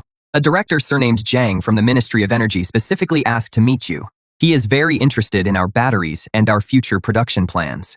At 10 o'clock tomorrow morning, he'll personally lead a team to Yuanxing Technology and will formally receive them. I'll handle the rest. The acquisition of Tianheng Production Park requires the first payment to be released. The total is 300 million. No problem, I'll take care of it. After saying that, you hung up.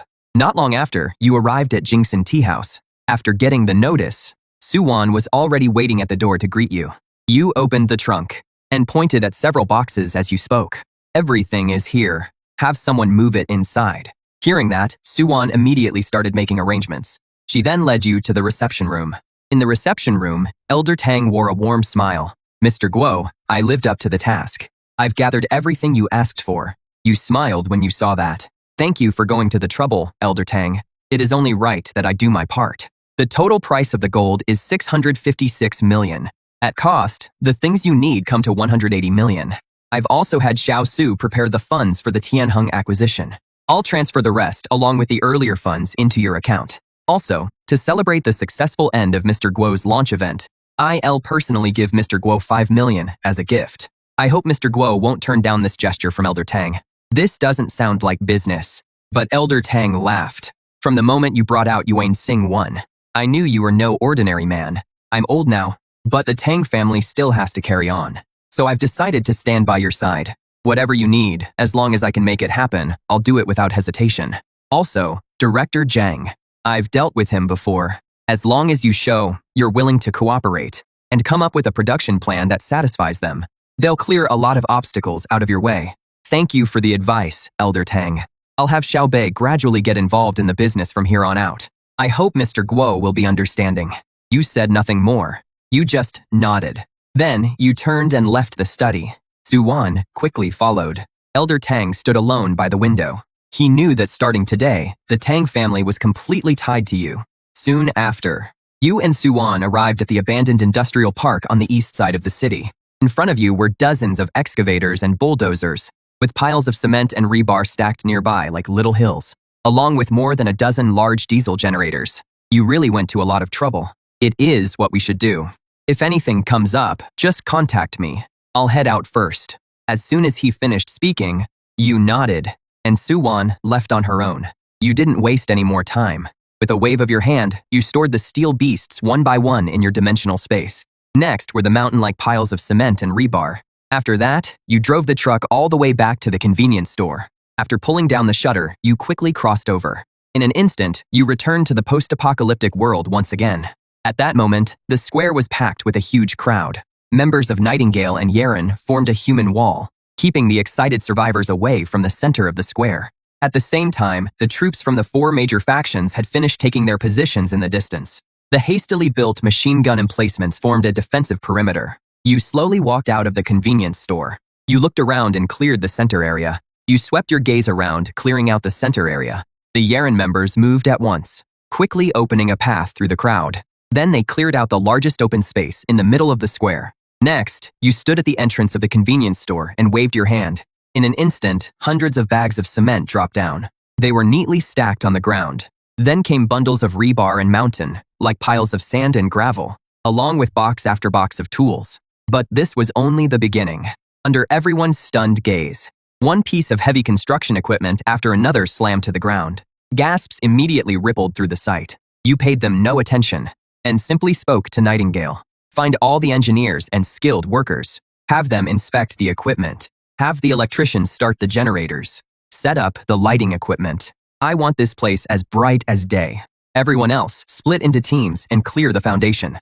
Get ready to lay the rebar. Nightingale didn't hesitate at all after hearing that. She raised a loudspeaker, and her voice carried across the entire square. Everyone with construction experience, step forward. Construction workers, stand on the left. Anyone who can operate heavy machinery, go to the right. Anyone who can build a local power grid, stand in the middle. Move it, all of you. As soon as she finished speaking, the crowd sprang into action. They quickly began sorting themselves out across the square. Soon, 3 long lines formed in the square. Everyone else, split yourselves into groups by physical strength. You'll be responsible for moving materials and clearing the site. Everyone is to follow orders. Work hard. Anyone who cuts corners or tries anything crooked will face the consequences. After saying that, Nightingale raised her hand and snapped her fingers. The next second, flames surged up and instantly melted the steel pipes beside her into molten metal. At the sight of this, every survivor felt a chill run through them. They immediately got to work. Several electricians began checking the fuel lines and connecting cables. Moments later, the diesel generators let out a low roar. Right after that, the bulldozers and excavators were started one after another. For a while, the wasteland once again echoed with the symphony of industrial civilization. The bulldozers began clearing away wrecked vehicles and debris. Meanwhile, the survivors put on hard hats and gloves and used basic tools to pry up the concrete and haul away rubble. Thousands of people on the site were working at the same time. At the edge of the site, several huge field cauldrons had already been set up. Before long, the smell of meat soup drifted across the entire square. It became everyone's strongest motivation. At this moment, inside the Ark's command room, the chief, the captain, and Bailu stood side by side. Staring at the electronic screen, one of them said grimly, "He isn't just building a city. He is creating a new order." The people inside the city were building with hope, while the soldiers outside fought to protect that hope. Soon, night fell, but the central square was as bright as day. Sparks flew from the rebar under the cutting machines. Bulldozers pushed discarded concrete into deep pits. The workers shouted in rhythm as they carried the foundation rebar into the trenches. For a moment, it felt like everything had gone back to the days before the apocalypse. At that moment, an awakened fighter from the Nightblade squad shouted, "Stay sharp. The sooner we finish, the sooner we eat." Outside the construction site, along the ring-shaped defensive line, a commander was using his rifle to pick off zombies with precision. He shouted, "Hold the line. Don't let the zombies get close, or I'll kick your ass." As soon as he finished speaking, Nightingale appeared behind the defensive line. "Mr. Guo, send your representatives to settle today's payment." Hearing that, the 4 commanders lit up with joy. They followed Nightingale toward the center of the square, and you were standing at the entrance of the convenience store. When you saw the group approach, you casually raised a hand and waved it, and several small mountains of supplies appeared out of thin air. There were more than 200 cases of canned luncheon meat, along with compressed biscuits and purified water. Then came medicine for treating external injuries, and even aged strong liquor, along with more than 100 cartons of cigarettes. The 4 commanders stood there, dumbfounded. "This is the payment for the first day. The 4 of your factions can split it evenly, how you haul it away." and divide it up as your business. After saying that, you turned and walked back into the convenience store. The 4 representatives were left standing there. After a long while, the 4 of them snapped out of it and immediately barked into their communicators.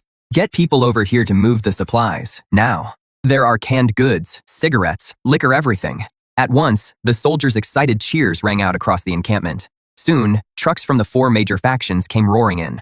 Under their representatives' orders, they began frantically loading the supplies. Just as the whole square was caught up in the joy of the harvest, a scream suddenly came over the public channel. A lion pack is attacking Block 3 on the east side.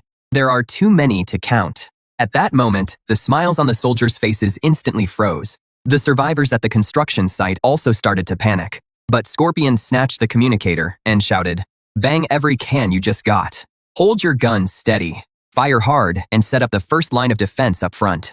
As soon as he finished speaking, the other commanders quickly gave the same order. The soldiers' morale surged to an all-time high. They quickly moved into combat positions and aimed their guns at the end of the street.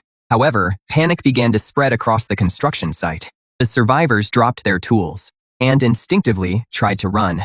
Just then, Nightingale's voice rang out. "Anyone who runs now dies. Mr. Guo is watching from the rear. The construction site is the safest place. If you want to live, keep working." As soon as she said that, the crowd calmed down a little, but the fear was still spreading.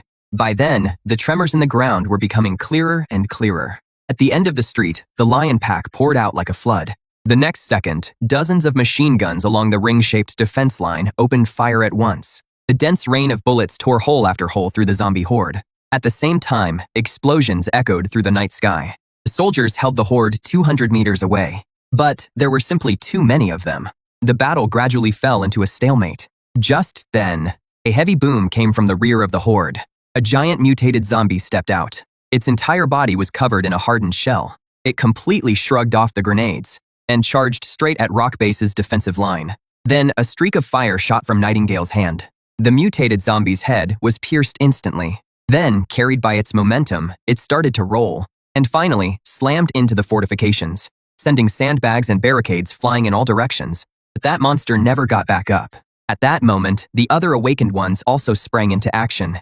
For a moment, all kinds of abilities exploded through the zombie horde. However, the street was simply too wide. The zombie horde couldn't be wiped out quickly in one concentrated attack. On the comms channel, roars and cries for help were all mixed together. The battle grew more and more brutal. Even though the soldiers fought bravely, gaps in the defensive line still inevitably appeared.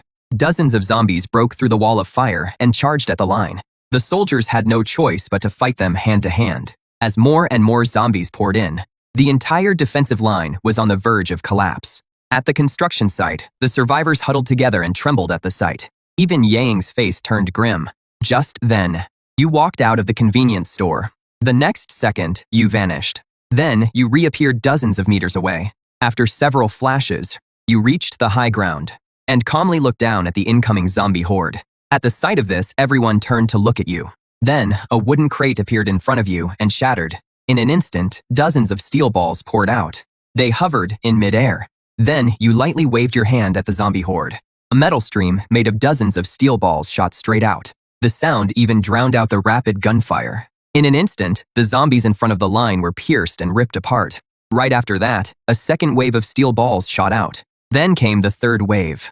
Where the fourth metal torrent passed, it crushed everything in its path. You were like a human Gatling gun, single-handedly clearing out the horde within 50 meters of the defensive line. At that moment, the entire square fell into an eerie silence. Only the generators remained, and the heavy air was thick with the smell of blood. A moment later, you slowly descended from above. Everyone's eyes were fixed on you, as if they had just witnessed a miracle. But you only spoke calmly. "Keep working." Yang was the first to snap out of it. Her voice rang across the whole area through the loudspeaker. "Get up and get back to work. Mr. Guo, we don't feed idle people here." The next second, the crowd began to stir. The survivors quickly went back to work. A deep sense of awe rose in everyone's heart. Inside the Hanshi stronghold, King Yama felt helpless as he watched the live feed. After a long silence, he picked up the communicator. "Carry out my order. From this moment on, Pan Shi, everyone is to follow Mr. Gulau's orders without question." At the same time, inside the lighthouse outpost, the scholar in white had already figured out that you had two abilities. He sent his analysis report back to headquarters, but got only one reply. Stop all probing. Meet all of Mr. Guo's needs. At that moment, you sat in a chair inside the convenience store, replaying what had just happened in your mind. You knew very well that leaving the convenience store on your own was risky, but there was also a reason you chose to act in person. If a gap opened in the defense line, casualties were inevitable, and it also gave you a chance to intimidate everyone. But more importantly, it gave the 4 leaders an answer, letting them know you weren't limited to staying inside the convenience store. The high spirits at the construction site showed that this first show was a huge success. That was the only rule in the apocalypse. Thinking of that, you messaged Nightingale. Go clean up the battlefield. Bring back the crystal cores. After hearing this, Nightingale quickly gathered the Nightblade squad, and then gave the order to collect the crystal cores. The Nightblade members moved out at once when they heard the order. Seeing this, the 4 commanders also told their soldiers to help. So, in less than half an hour, the battlefield was completely cleaned up. Nightingale carried more than a dozen buckets of energy crystal cores to the entrance of the convenience store. But you gave the pile of crystal cores a light wave of your hand, and in an instant, half of them disappeared. The other half stayed in the buckets. You looked at Scorpion and the other 3 commanders. The 4 of you can split these among your forces. At your words, all 4 of them held their breath. Mr. Guo, you were the one who handled most of this battle. It wouldn't be right for us to take this much. Hearing that, you waved your hand. Anyone who fought deserves credit. Then, thank you, Mr. Guo. The other 3 quickly thanked you as well. After that, the 4 of them split up the crystal cores. You looked at the survivors, then raised your hand and shouted, "Time to eat." The next second, cheers instantly erupted. The survivors all threw down their tools. They rushed toward the field cauldrons like madmen. Seeing this, the Nightingale members immediately stepped in to keep order. Line up. Anyone who cuts in line can forget about eating today. As soon as he finished speaking, the survivors settled down. Then they lined up in long lines on their own. Before long, all the food had been handed out. After countless people got their lunchboxes, they immediately squatted on the ground and wolfed the food down. Some even burst into tears after taking a bite of meat. The smell of meat drifted across the square. The soldiers also gathered around the tables. Each table had 8 dishes and a soup. There were also plenty of cigarettes and drinks. The soldiers stuffed themselves, while laughing and chatting loudly without holding back. The tension and exhaustion from earlier were completely gone. An hour later, everyone had eaten and drunk their fill. At that moment, the site supervisor stood up and patted his belly. If you're full, get up and get back to work. No one's sleeping tonight. Let's try to finish pouring all the foundations before daybreak. As soon as he finished speaking, 1,000 voices answered in unison. The survivors didn't complain at all. They picked up their tools and went back to their posts full of energy. The roar of machinery started up again. At the same time, the relief troops from the 4 major forces arrived. They looked at the mess left on the tables and smelled the aroma still hanging in the air. All they could do was regret not volunteering for the first defense shift. But Nightingale came over with his men carrying several boxes. The boxes were filled with brand new cigarettes. Mr. Guo sent these as a perk for the brothers on the night shift. 1 pack each to keep you sharp. When you finish one, come get another. There is plenty.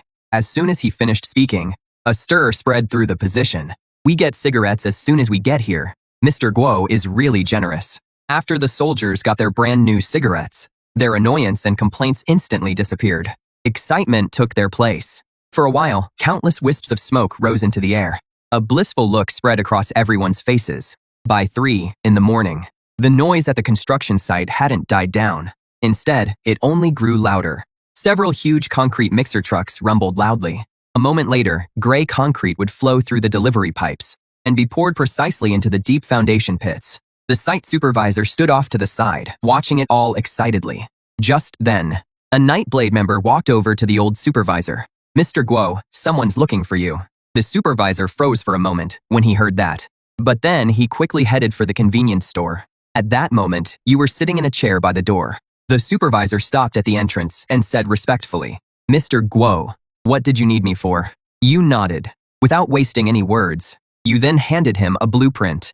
The foundation was poured well, but the wall section needs some changes. As soon as you finished speaking, the supervisor quickly took the blueprint. The blueprint was clearly marked with rows of dense openings.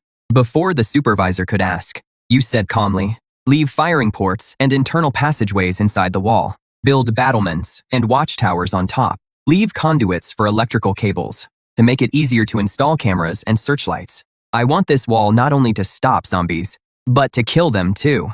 As for manpower and materials, you don't need to worry about that. Hearing that, the supervisor's breathing grew heavier. He could tell at a glance that this was a standard military fortification. At that moment, the supervisor looked up. His eyes filled with resolve. I will complete the mission. With that, he turned and ran back to the site with the blueprint in hand. Next, the supervisor gathered all the key technical staff. Using the new blueprint, he explained the key points over and over. Soon, the sky began to grow light. Every survivor had bloodshot eyes. But there was no sign of fatigue on their faces. There was only the excitement of finishing the job. By then, all the foundations had been poured. Several engineers gathered around the blueprint and used steel to make oddly shaped molds. These molds would be fixed between the wall's steel framework. Then they would just need to wait for the concrete wall to be poured, and it would form standard firing ports and passageways. The construction is now several times harder than before, yet not a single person complained. They all knew this solid wall would be everyone's hope for survival. Before long, the crane slowly lifted the first section of the wall and carefully set it onto the foundation. It lined up perfectly with the embedded rebar. At that moment, thunderous cheers erupted across the entire site. The survivors waved the tools in their hands, and even their red eyes filled with tears. They looked excitedly at the results of their hard work. Even the soldiers passing by during the shift change on the defensive line stopped and stared. They saw the tremendous changes at the construction site, and every one of them marveled at how strong the city wall was. Just then, the smell of food drifted through the air again. At the same time, Nightingale's voice rang out. Everyone, come get breakfast. Several tables were piled with food. There was steaming hot rice porridge and freshly steamed meat buns. At the sight of it, the workers immediately set down their tools and lined up on their own. This time, no one wolfed down their food. They ate slowly and calmly, as if they had returned to the peaceful life they once had. At that moment, you walked out of the convenience store and called Nightingale to the door. I'm leaving. I'll be gone for about 12 hours. While I'm away, you'll be fully in charge here. Construction can't stop. Coordinate the defenses of the 4 major factions as well. Keep recruiting. Don't worry about having too many people. As long as they pass verification and there is nothing wrong, let them in to work. After hearing this, Nightingale answered solemnly, Yes, boss. With that, you looked at the lively scene in front of you, then turned and went back into the convenience store. Then you activated the traversal. When you returned to the real world, half an hour later, you arrived outside Yuansing Technology's office building. Jiang Yi was already waiting at the entrance. Mr. Guo and Director Zhang are upstairs in the reception room. You nodded when you heard that. Then you followed Jiang Yi into the building. Before long, you arrived at the reception room. There, a middle-aged man was sitting upright in a chair. It was Director Zhang from the Ministry of Energy. A secretary was also standing behind him. When Director Zhang saw you, he stood up. Mr. Guo, you're quite young and accomplished. You smiled and reached out your hand as well. Hello, Director Zhang. Then, both sides took their seats. Jiang Yi began introducing the company's development plan according to the agenda. Director Zhang listened very attentively, while the secretary quickly took notes in a notebook. More than 10 minutes later, Jiang Yi finished his presentation. Director Zhang spoke first. I've read this technical report. You could say it is groundbreaking, but I want to know whether the source of this technology is reliable and whether future upgrades can be guaranteed. How quickly can production capacity be restored? Jiang Yi was instantly alarmed. Yet your expression didn't change at all. As for the source of the technology, that is a trade secret. I'm afraid I can't disclose it. I can guarantee that this technology is entirely under my personal control. There are no patent disputes whatsoever. Future upgrades have already been planned through the 5th generation. Production can be restored within a month. The only thing that might slow things down is some administrative approval procedures. At that moment, a meaningful smile appeared at the corner of Director Zhang's mouth. You don't need to worry about the approval process, but I do have one condition.